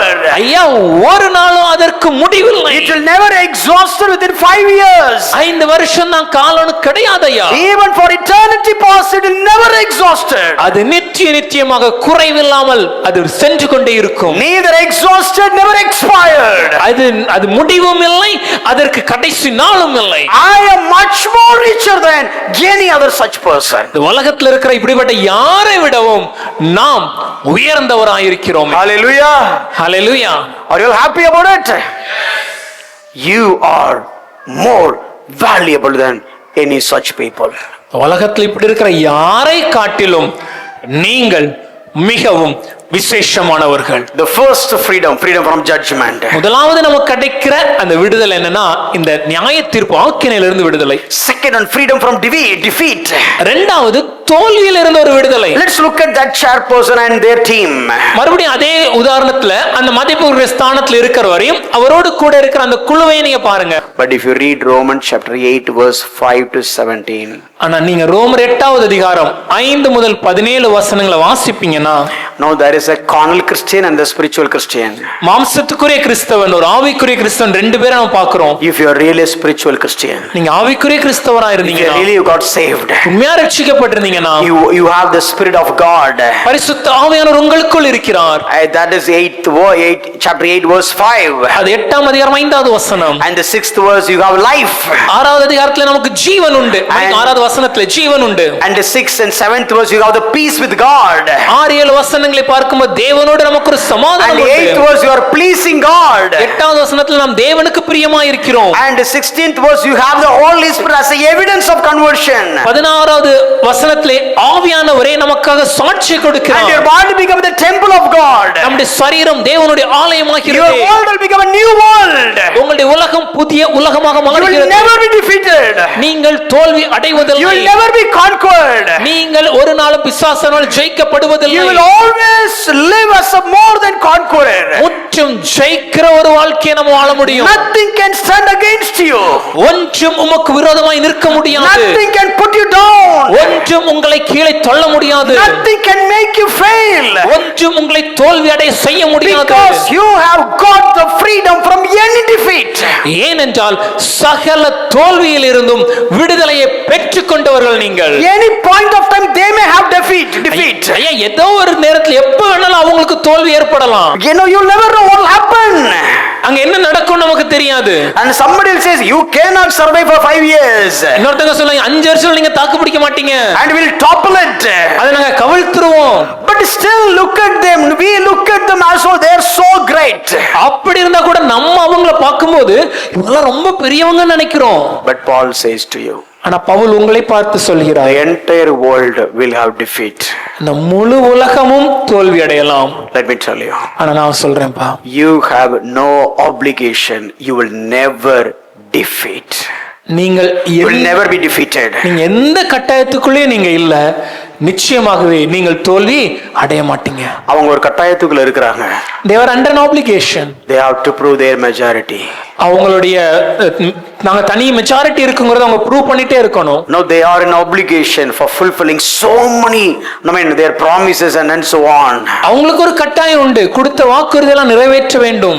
Everybody will question them. எல்லாரும் கேள்வி கேட்பாங்க. Obligation over obligation over obligation. கட்டாயம் செய்யணுங்கிற கட்டாயம். Sleepless nights. தூக்கமில்லாத உறவுகள். Struggling.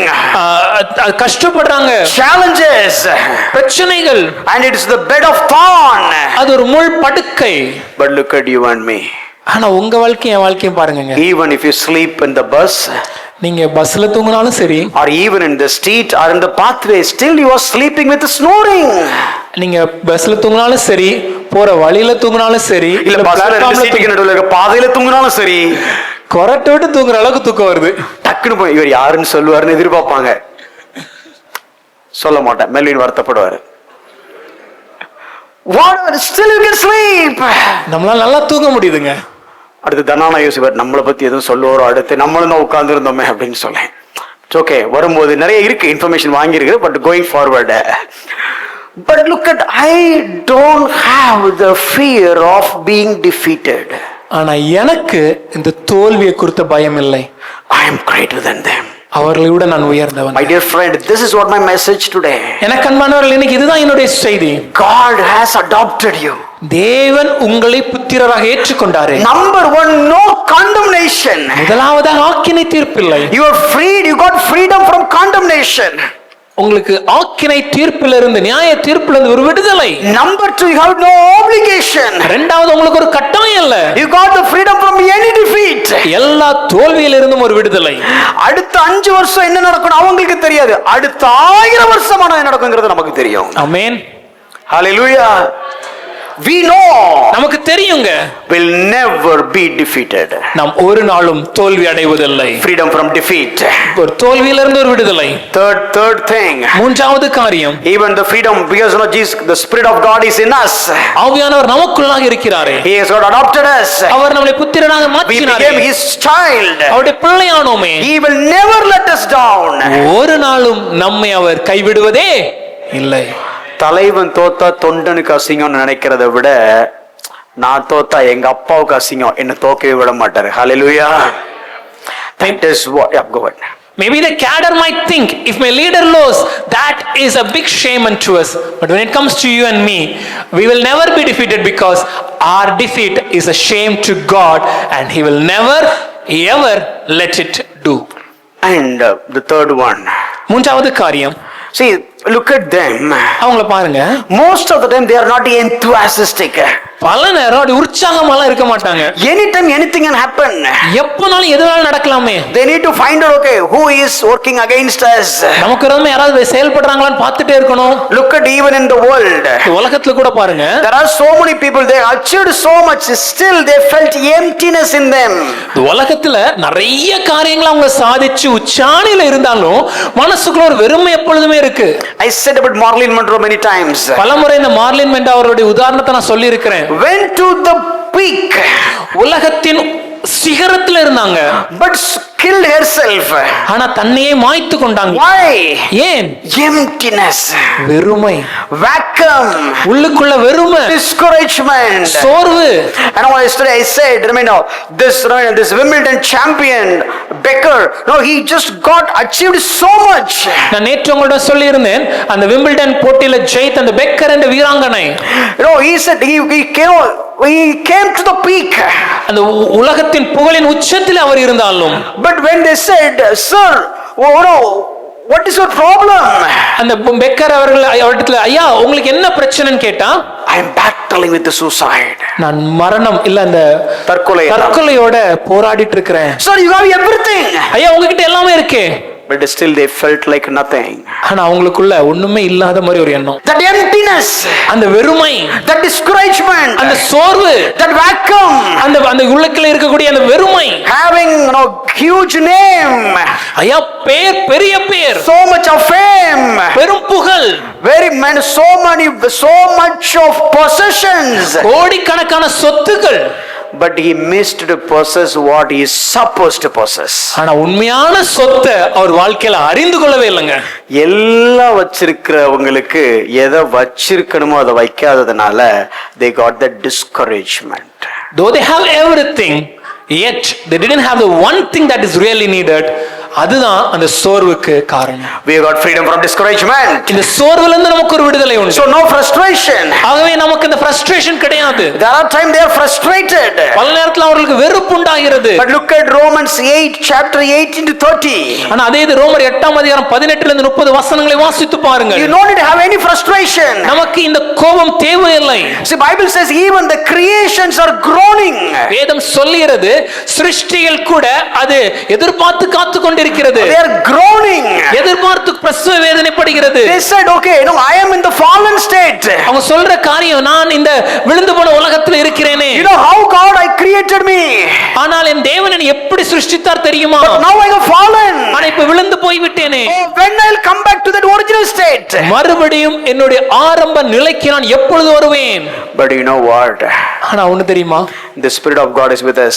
ஆவியானவர் நமக்குள்ளாக இருக்கிறார். He said, அவர் சொல்லுகிற காரியம், Pushpara, you are getting discouraged. ஐயா நீங்க சோர்வடைகிறீங்களா? You are getting demotivated. ஒருவேளை உங்களுக்கு ஒரு உற்சாகம் இல்லாம இருக்குதா? You don't know what to pray. என்ன ஜெபிக்கணும்னு தெரியலையா? I am there for you. நான் உங்களுக்காக இருக்கிறேன். Who are you? ஆண்டவரே நீங்க யாரு? I am the Spirit of God. நான் தேவனுடைய ஆவியானவர். I am there with you. நான் உங்களோட இருக்கிறேன். I will pray with you. உன்னோடு ஜெபித்து I will encourage you. உன்னை உற்சாகப்படுத்தி, Your confidence is I am with you. உனக்கு நம்பிக்கையே நான் உன் கூட இருக்கிறதாம்பா. நீங்க பாக்குற நீங்க பெரிய ஆட்கள்னு பாக்குற அவங்ககிட்ட யாராவது ஒருத்தர் உனக்கு என்ன ஆனாலும் நான் உன் கூட இருக்கிறேன்னு சொல்லுவாங்களா? All the big names that you are looking unto or aspiring unto, will any one of them will come unto you and say, whatever happens in your life, I'll be there for you and stand for you? They will just like that change the towel color and their color. அவங்க தங்களுடைய தோள்ல போடுற துண்டை மாத்திடுவாங்க, தங்களுடைய நிறத்தை மாத்திடுவாங்க. But Spirit of God says, ஆனால் ஆண்டவர் பரிசுத்த ஆவியானவர் சொல்லும்போது, I will be there with you forever. கடைசி நாள் வரைக்கும் நான் கூட இருக்கிறேன். You will never be alone. ஒரு நாளும் நீ தனியா இருக்கிறது இல்ல. I will never forsake you. I will never leave you. ஒரு நாளும் சதா காலம் நான் உன்னை விட்டு விலகுவதில்லை. This is not something you need to give me something so that I will be there with you. இது ஏதோ நான் கொஞ்சம் காசை கொடுத்து ஏதோ ஒன்னு கொடுத்து அவரை கூட இருக்கிற மாதிரிலாம் இல்லங்க. No, don't get discouraged. சோர்வடையாதீங்க. I am there with you always. சதா காலம் உங்களோடு நான் இருக்கிறேன். Freedom from discouragement. சோர்விலிருந்து நமக்கு ஒரு விடுதலை. And freedom from fear. கடைசியாக பயத்திலிருந்து விடுதலை. Freedom from fear. பயத்திலிருந்து ஒரு விடுதலை. Let me tell you, there are so many people you thought they are so great. ஒருவேளை நான் ஒரு விஷயம் சொல்றேன், நீங்க பலரை நினைக்கும்போது என்ன நினைப்பீங்கன்னா இவங்க ரொம்ப பெரியவங்க. If you get opportunity to interact with or if you get opportunity to read their personal interviews, ஆனா ஒருவேளை அவரோட தனிப்பட்ட முறையில் உங்களுக்கு பேச ஒரு வாய்ப்பு கிடைச்சோ இல்ல அவங்க தனியாக தங்களுடைய மனத்தை திறந்து ஏதாவது நேரொலியில பேசினாங்கன்னா அதை நீங்க கேட்டீங்கன்னா, they are all battling with the fears. அவங்களுக்கு எல்லாருக்குள்ளேயும் பயம் இருக்கு. They are all battling with the fears. பயத்துல அவங்க போராடுறாங்க. No fear of everything. எதை குறிச்ச ஒரு பயம். Why this guy is going there? எதுக்காக இந்த மனுஷன் அங்க Why this guy is coming here? எதுக்காக இந்த மனுஷன் இங்க What வராங்க? this guy will do? இந்த மனுஷன் என்ன செய்வாங்க? But look at you and me. ஆனா உங்களை என்னையும் பாருங்களேன். Romans 8:31, God is for us. ரோமர் 8:31 சொல்லும்போது தேவன் நமக்காக இருக்கிறார். Oh, God is for us. What can stand against us, or who will stand against us? தேவன் நம் பட்சத்தில் இருக்கும்போது நமக்கு விரோதமாய் நிற்பவன் யார்? நமக்கு விரோதமாய் நிற்பது எது? And look at God. God, is it true? தேவனே, ஆண்டவர் இது உண்மையா? Is it something like election promise or something different? தேவனே, நீங்க சொல்றது இந்த தேர்தல் வாக்குறுதி போலயா இல்ல உண்மையா நடக்குமா? Pushparaj, I have proved it. Pushparaj ஐயா, நான் அதை நிரூபிக்கிறேன். How did you prove that? எப்படி ஆண்டவரை நிரூபிப்பீங்க? All these politicians never proved, but they promised. அந்த அரசியல்வாதிகள் எல்லாம் நிறைய வாக்குறுதி கொடுத்தாலும் அது பல நேரம் நிறைவேற்றாம ஏமாற்றுவாங்களே. But God said, I have proved it and promised it. ஆனால் தேவன் சொல்கிறார், நான் நிரூபித்து விட்டேன், நிரூபித்ததை உனக்கு வாக்குத்தத்தம் அருளினேன். How did you prove? எப்படி ஆண்டவரை நிரூபிச்சீங்க? Did you see the cross? சிலுவையை பாத்தியாப்பா? Did you see the death of Christ? குமாரனுக்காக கிறிஸ்துவின் மரணத்தை பார்த்தாயா? Did you read in your history book? உன்னுடைய வரலாற்று புத்தகத்திலே படித்தாயா? Did you read the history AD and BC? வரலாறு கிறிஸ்துவுக்கு முன் கிறிஸ்துவுக்கு பின் என்று பிரிந்ததை பார்த்தாயா? Oh, before Christ and Anno Domini. கிறிஸ்துவுக்கு முன் இன்னும் ரட்சிப்பின் காலமாகிய கிறிஸ்துவுக்கு பின். Every day when you remove the one sheet of the calendar. உன்னுடைய நாளிதழ், உங்களுடைய தினசரி நாளிதழ் ஒரு நாளை நீங்க கிளிக்கும் போது கூட, oh, when you remove 15th August 2026, you know me, you know what you're saying. Oh, the year of Lord's favor for last 2026 years and 8 months and 15 days. நீங்க ஒருவேளை நேற்றைய தினம் 15வது ஆகஸ்ட் 2026 அந்த நாளை நீங்க கிளிக்கும் போது உங்க மனசுல என்ன தோணணும்னா, இது கிருபையின் காலத்தின் 2026வது வருடம் ஆகஸ்ட் மாதம் 15வது நாளை நான் கடந்து விட்டேன். How did you get the year of Lord's favor? எப்படி இந்த கிருபையின் காலத்தை நாம் பெற்றுக்கொண்டோம்? When my son has come. குமாரனை வந்ததினாலே. Luke chapter 4. லூக்கா 4வது He அதிகாரம். preached about the year of Lord's favor. அவர் அந்த கிருபையின் நாளை குறித்து பிரசங்கித்தாரே. Did you read that in Holy Scripture? அதை உன்னுடைய பரிசுத்த வேதாகமத்தில் நீ வாசித்தாயா? Yes. ஆமா. Did he come? நான் வந்தேனப்பா. Yes. ஆமா வந்தீங்க. Did he live? Our வாழ்ந்தாரா? Yes. வாழ்ந்தார். Did he die for you? உங்களுக்காக மரித்தார். Yes. ஆம். That is what I'm telling. I already proved it. அததான் சொல்றேன், நான் ஏற்கனவே உனக்கு நிரூபித்து விட்டேன். Oh, they are promised but not proved yet. ஒருவேளை உலகத்துக்கு அரசியல்வாதிங்க வாக்குறுதி கொடுப்பாங்க, ஆனா நிறைவேற்ற தவறலாம். But I have already proved it and further promised. நான் ஏற்கனவே முடித்து நிறைவேற்றி செய்து நிரூபித்து இப்போ உனக்கு வாக்குத்தத்தத்தையும் அருளுகிறேன். But God, it looks like you are so good. தேவனே, நீங்க ரொம்ப நல்லவங்கல்ல. But I feel like I'm missing many things. ஆனா நான் பலமுறை தோல்வி அடைகிறேன், தவறு செய்கிறேன். Oh, in this election promises, you have eligibility criteria. ஒருவேளை இந்த உலகத்துல இருக்கக்கூடிய இந்த தேர்தல் வாக்குறுதிகள தகுதிகள் இப்படி இருந்தா கிடைக்கும்னு சில தகுதி வைக்கிறாங்க. Which smart card you have? நீங்க என்ன ஸ்மார்ட் கார்டு வச்சிருக்கீங்க? Is a white card or rice card or whatever it is. உங்க ரேஷன் கார்டு அது என்ன வண்ணம், என்ன காரியத்துல செய்யப்பட்டிருக்கோ அதை பொறுத்து. So they will give based on that eligibility. அந்த தகுதியின் அடிப்படையில தான் அவங்க காரியங்களை செய்வாங்க. God, you also promised, but would you provide based on my eligibility? தேவனே, நீங்களும் வாக்குத்தத்தம் பண்ணிட்டீங்க, ஆனா என் தகுதியின் அடிப்படையில தான் நீங்க எனக்கு கொடுப்பீங்களா?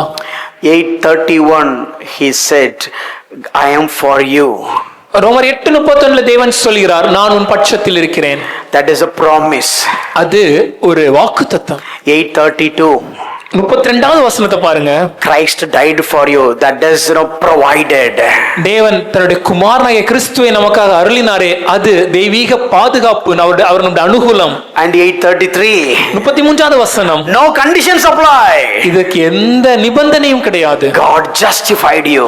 தேவன் உங்களை நீதிமானாக்குகிறார். God justified you. தேவன் உங்களை You நீதிமானாக்குகிறார். are already eligible. உங்களுக்கு ஏற்கனவே தகுதி கிடைச்சு. Not based on what you earn, not based on what you can, not based on what you do. ஐயா, நீங்க என்ன சம்பாதிச்சீங்க, இல்ல என்ன செய்ய முடியும், இல்ல எப்படி இருக்கீங்க என்பதை வச்சு இல்ல. already I have justified you. நான் ஏற்கனவே உன்னை நீதிமானாக தெரிந்து கொண்டேன். And God, if I go to the panchayat board, தேவனே, ஒருவேளை நான் இப்ப பஞ்சாயத்து ஆபீஸ்க்கு போறேன்னா I need some recommendation. எனக்கு சிபாரிசு தேவைங்க. Somebody has to come. யாராவது என் கூட வரணும். Oh, sometimes if I take the counsel, they are not respecting. ஒரு சில நேரங்கள்ல நான் கவுன்சிலரை கூட்டி போயிட்டு அவங்க அதை மதிக்க மாட்டேங்கிறாங்க. In some places even MLA doesn't have any value. ஒரு சில இடங்கள்ல எம்எல்ஏவுக்கே மதிப்பு இல்லையே. Even millionaires are come, still the documents are not working out. கோடீஸ்வரங்க வந்தா கூட சில காரியங்கள்ல அந்த ஆவணங்கள்ல சட்டத்தின்படி செய்ய முடியலையே. But what about me, sir? ஆனா எனக்கு எப்படி ஆண்டவரே? You have a huge recommendation. உனக்கு ஒரு மிகப்பெரிய சிபாரிசு உண்டுப்பா. Romans 8:34. ரோமர் 8:34. My son is recommending for you. என் குமாரனாகிய கிறிஸ்துவே உன்னுடைய சிபாரிசு. Don't get fear. கவலை, பயப்படாத. Don't fear. பயப்படாதே. I already kept my son. நான் ஏற்கனவே குமாரனை வச்சிட்டேன். My son is already interceding for you. என் குமாரன் உனக்காக பரிந்து பேசி விண்ணப்பம் செய்கிறான். You have got the freedom from fear. இந்த பயத்திலிருந்து விடுதலை உனக்கு உண்டு. I have promised. நான் வாக்குத்தத்தம் கொடுத்தேன். I have proved. அதை நிரூபித்தேன். I have provided. தேவன் அனுகூலத்தை அருளினேன். And I have a person to plead for you. அது மாத்திரமல்ல, ஒரு நபரை உனக்காக பரிந்து பேசவும் He வைத்திருக்கிறேன். is there for you. அவர் உனக்காக இருக்கிறார். How long? எவ்வளவு நாள் வரைக்கும் ஆண்டவரே? He is there forever just to plead for you. அவர் நித்தியமாக எனக்காக பரிந்து பேச இருக்கிறார். ஆமென். You have the freedom from, first one is we studied, we have freedom from judgment. நமக்கு நியாய தீர்ப்பிலிருந்து ஒரு விடுதலை உண்டுங்க. No condemnation. ஆக்கினை தீர்ப்பு இல்லை. அவன் வச்சிருக்கிறது எல்லாம் சாகுற வரைக்கும். Whatever he has, it is until the day of doom. நான் வச்சிருக்கிறது எல்லாம் செத்த பின்னும் செல்லும். But whatever I had, it is valid even after my death. No condemnation. ஆக்கினை தீர்ப்பு இல்லை. The next one, இரண்டாவதாக freedom from defeat. தோல்வியிலிருந்து ஒரு விடுதலை. He success for 5 years. ஒருவேளை அவங்க வெற்றியெல்லாம் 5 வருஷத்துங்க. Or maybe if it is any millionaire, maybe for some time he in the top ranking. இல்ல ஒரு கோடீஸ்வரனாக ஒரு சில காலம் அந்த நிலைமையில இருக்கலாம். But for me, ஆனா எனக்கு, oh, I belong to him. நான் கிறிஸ்துவினுடையவன். No obligation. கட்டாயம்லாம் இல்லங்க. Don't please this guy or that guy. I'm just pleasing God. No obligation, no defeat. இவரை பிரியப்படுத்தணுமா அவரை பிரியப்படுத்தணுமான்னு கட்டாயம் எல்லாம் இல்ல. எனக்கு இருக்க ஒரே காரியம், அவருக்கு பிரியமாய் வாழணும். அவர் எனக்கு எல்லா தோல்வியிலிருந்தும் வெற்றி அளிக்கிறார். And I got freedom from discouragement. அடுத்ததாக சோர்விலிருந்து ஒரு விடுதலை. They are trying to do many good things. அவங்க நிறைய நல்ல விஷயம் செய்ய முயற்சிப்பாங்க. But everybody is just demotivating them. ஆனா எல்லாருமே அவங்களுக்கு சோர்வடைய செய்ய முயற்சி செய்வாங்க. Sometimes they are in the peak. ஒருவேளை அவங்க உயர்வுல சில நாள் இருக்கலாம். But still they feel like emptiness. ஆனாலும் மனசுக்குள்ள வெறுமை. Want to die. தோல்வி மறிக்கலாமா என்ற Want to finish their lives. தன் உயிரையே மாய்த்துக் கொள்ளலாமா என்கிற எண்ணம். But for me, ஆனா எனக்கு no discouragement at all. எந்த சோர்வும் கிடையாது. I am freedom from discouragement. எல்லா சோர்வுல இருந்து ஒரு விடுதலை. No frustration. எந்த ஒரு கோபம் இல்ல. My dear friend, if you are a Christian, நீங்க ஒரு கிறிஸ்தவரா இருப்பீங்கன்னா you don't have any option to get frustrated. ஐயா, வாழ்க்கையில சோறு உண்டாயிட்டு என்ன செய்யறேன்னு தெரியாம ஆயிட்டேன் அப்படிங்கிற நிலைமைக்கு நீங்க வரவே கூடாது. Don't get frustrated. அப்படி ஒரு நிலைமைக்கு வரவே கூடாது. Then you don't know Christ. அப்படி சொல்றீங்கன்னா கிறிஸ்து எனக்கு தெரியலன்னு அர்த்தம். You don't know what God has already done for you. கிறிஸ்து எனக்காக என்ன செய்திருக்கிறார் என்பதை நான் புரியவில்லைன்னு அர்த்தம். Don't look at what you have lost. எதை இழந்தீங்கன்னு பார்க்காதீங்க. Look at how much you have gained already. எதை ஏற்கனவே நீங்க பெற்றுக்கொண்டீங்கன்னு பாருங்க. Don't look at your pain, but look at all your gain. ஐயா, உங்க வலியை பார்க்காதீங்க, உங்க வாழ்க்கையில தேவன் அருளின ஆசீர்வாதங்களை பாருங்க. Don't look at your temporal sorrows, but look at your eternal joy. தற்காலிகமான பிரிவுகளை பார்க்காதீங்க, நிரந்தரமான ஆசீர்வாதங்களை பாருங்க. Don't look at the one closed door, just look at all the many open doors that is opened by God. அடைந்த ஒரு கதவை பிடிச்சிட்டு இருக்காம தேவன் திறந்திருக்கிற பல கதவுகளை பார்த்து சந்தோஷப்படுங்க. Don't get frustrated. ஐயா, சோர்ந்து போகாதீங்க. Don't get discouraged. சோர்வடையாதீங்க. Because you are the child of God, you have been adopted by God. நீங்க தேவனுடைய பிள்ளை, தேவனுடைய புத்திரனாக அவரால் ஏற்றுக்கொள்ளப்பட்டவங்க. And don't don't get fear. அதே போல பயம் இருக்க கூடாது. Don't get fear about anything. எதை குறிச்சும் பயப்படாதீங்க. I do understand practically we do have fears many times. எனக்கு புரியுது, நடைமுறை வாழ்க்கையில பல நேரத்துல நமக்கு பயம் உண்டாகுது. Fear about finance, ஒரு பண காரியங்களை குறித்த பயம், fear about future, எதிர்காலத்தை குறித்த பயம், fear about health, உடல் சுகத்தை குறித்த பயம், fear about relationships, உறவுகளை குறித்த பயம், fear about on our future endeavors, வருங்கால நாட்களில் செய்ய போகிற காரியங்களை குறித்த பயம், and fear about tomorrow, நாளைய தினத்தை குறித்த பயம், and fear about so many things. பல காரியங்களை குறித்து பயம் இருக்கு. And they invented so many phobias. இன்னைக்கு பயத்துக்கு பேர் வைக்கிறேன்னு சொல்லி ஒரு பெரிய புக் எழுதிருக்காங்க. Many phobias. நிறைய பயங்கள் இருக்குது. But when it comes to Christians, ஆனா நீங்க கிறிஸ்தவரா இருந்தீங்கன்னா we have freedom from fear. இந்த பயத்திலிருந்து நமக்கு ஒரு விடுதலை உண்டு. He has promised.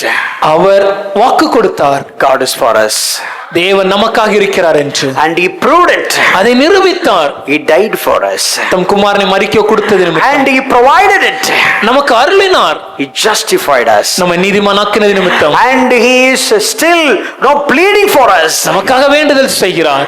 I no need to have fear.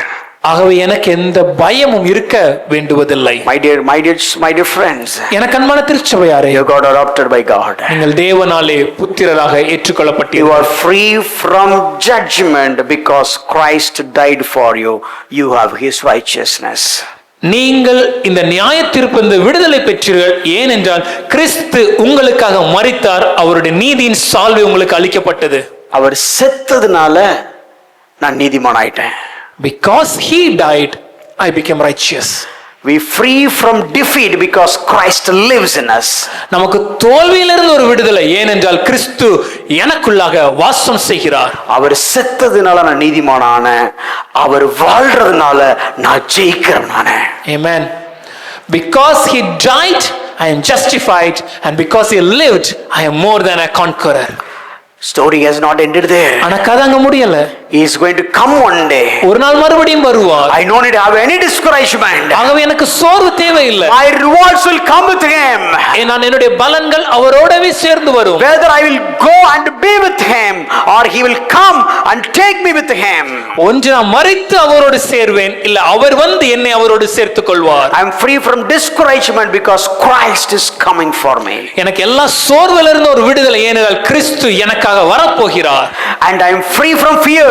எனக்கு பயத்திலிருந்து ஒரு விடுதலை, because Christ intercede for me. ஏனென்றால் கிறிஸ்து எனக்காக பரிந்து பேசுகிறார். Look at this. இத பாருங்க. So if you believe Christ died for you, ஐயா கிறிஸ்து மரித்தார்னு நம்புறீங்களா? don't worry about eternal judgment. அப்படினா நித்திய நியாயத்தீர்ப்பை குறித்த பயம் தேவையில்லை. If you believe that Christ is still alive, கிறிஸ்து இன்றும் உயிரோடு இருக்கிறார், ஜீவிக்கிறார் நம்புறீங்களா? and Christ is the hope of glory who is in us, கிறிஸ்துவே மகிமை நம்பிக்கையாக எனக்குள் இருக்கிறார்னு நம்புனீங்கனா, don't ever fear about your defeat. ஒரு நாள் உங்கள் தோல்வியை குறித்து கவலைப்படாதீர்கள். If you believe that Christ is going to come one day, கிறிஸ்து ஒரு நாள் வருவார்னு நீங்க நம்புனீங்கனா, don't get discouraged. சோர்வடையாதீங்க. He is there for you. He is coming for you. அவர் உங்களுக்காக இருக்கிறார், உங்களோடு இருந்து ஒரு நாள் உங்களுக்காக வருவார். And if you believe that Christ is a high priest and interceding for you, கிறிஸ்து எனக்காக பிரதான ஆசாரியராக இருந்து வேண்டுதல் செய்கிறார், பரிந்து பேசுகிறார் நம்புனீங்கனா, don't have fear. பயப்படாம இருங்க.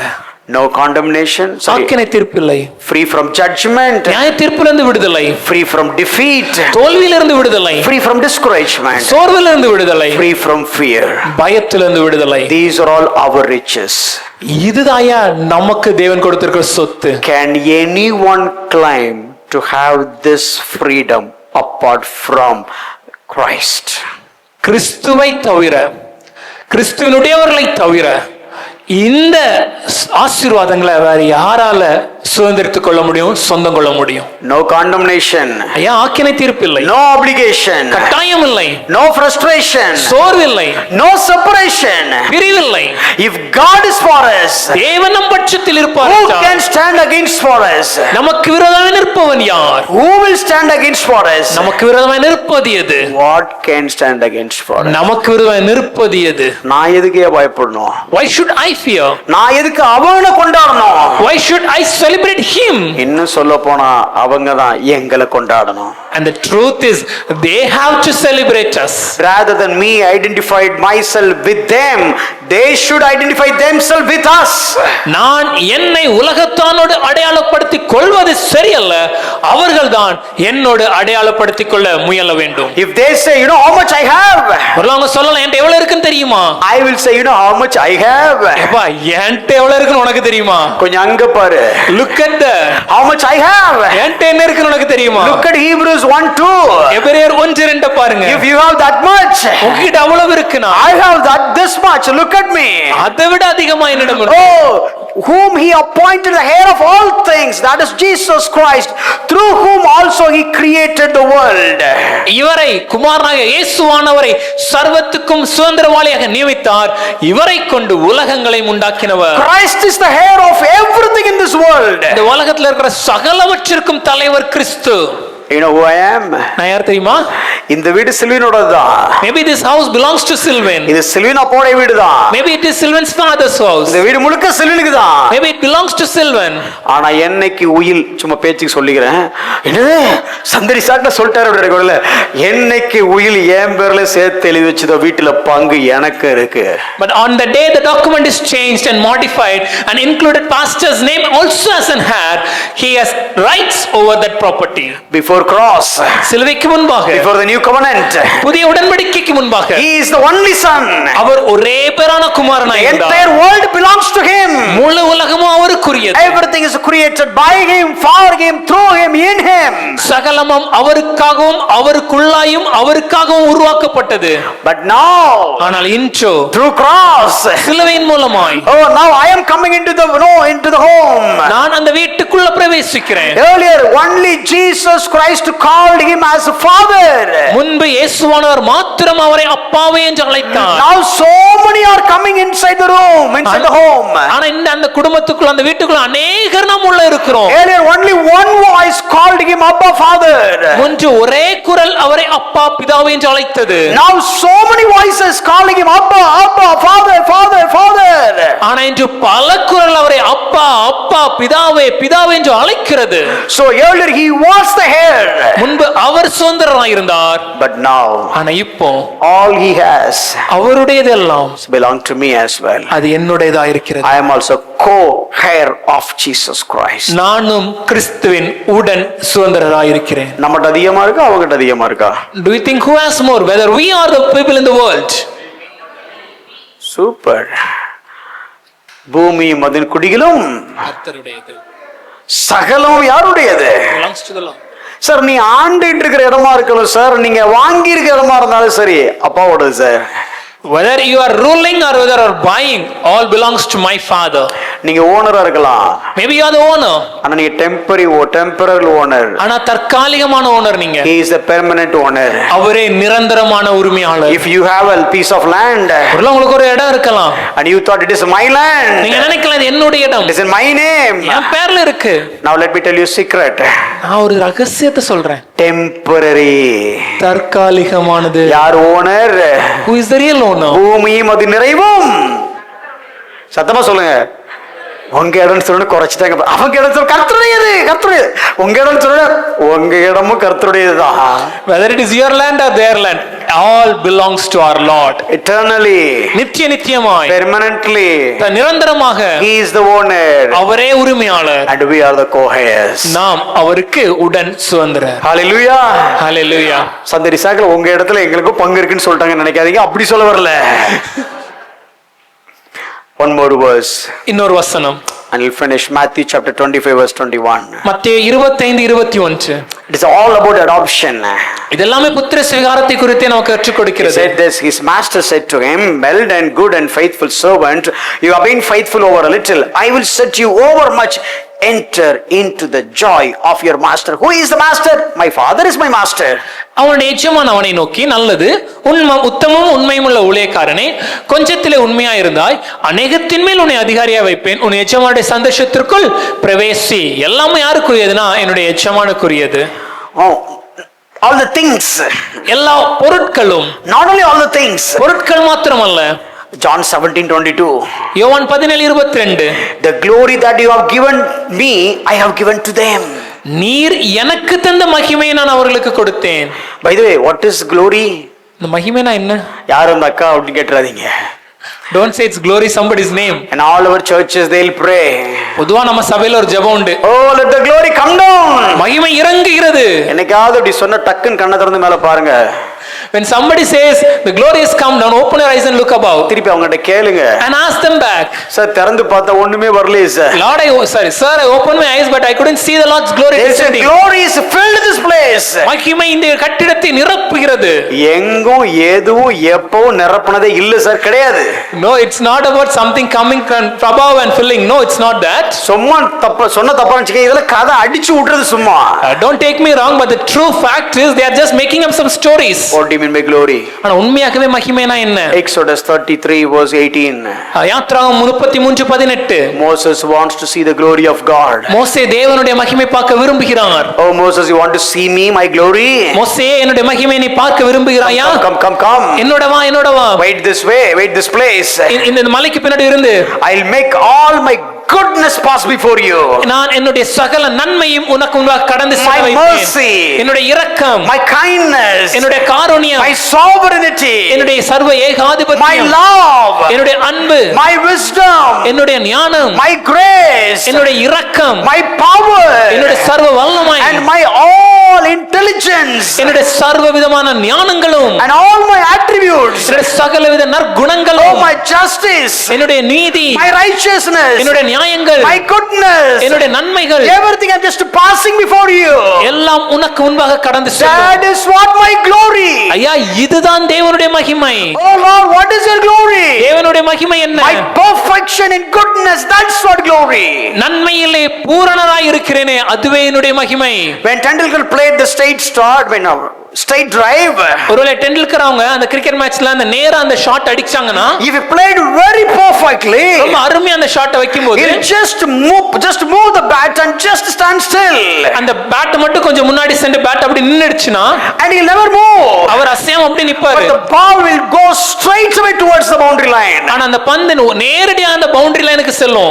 and everybody will say that, oh what a glorious shot. பார்க்கிற எல்லாரும் சொல்லுவாங்க, எவ்வளவு ஒரு அற்புதமான மகிமையான ஷாட் அது. Means what? அர்த்தம் என்ன?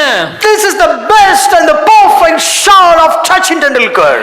சச்சின் டெண்டுல்கர் அவரால் ஆடப்படும்போது அவரால் சிறந்த அவருடைய அற்புதமான பேட்டிங்கோட வெளிப்பாடு இதுன்னு அர்த்தம். That is what glory.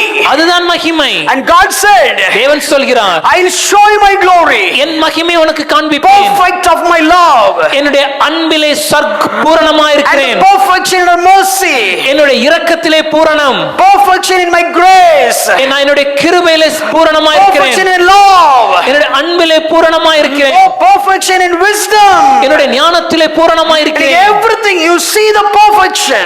எதை பார்த்தாலும் என்னுடைய பூரணமா இருக்கிறதை நீ பாருப்பா. You know what Bible says?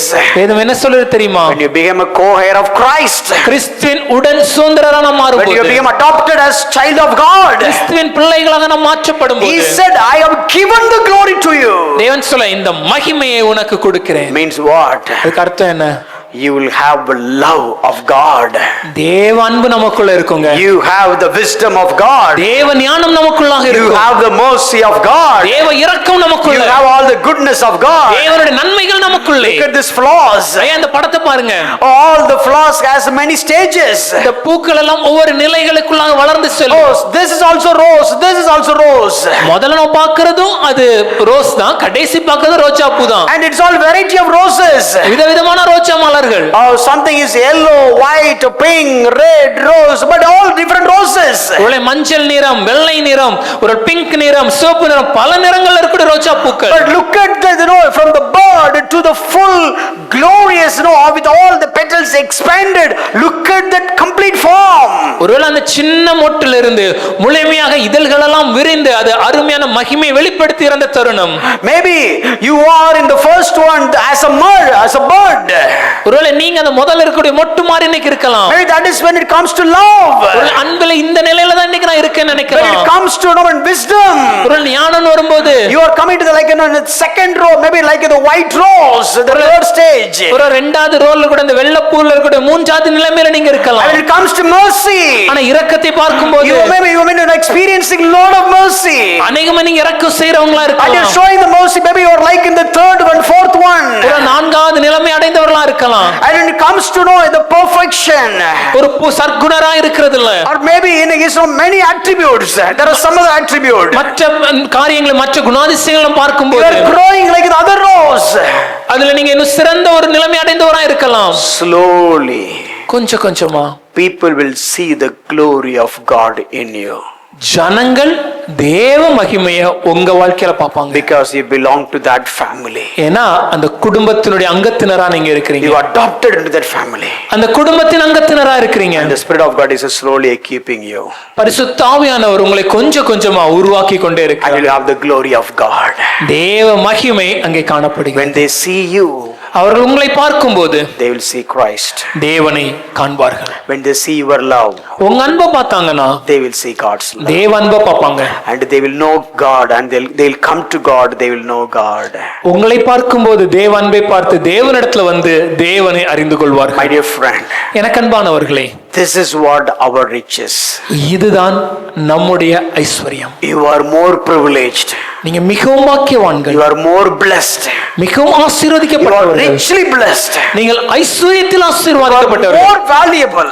நீங்க மிகவும் விசேஷித்தவர்கள். Don't dare to have inferiority complex at any point of time.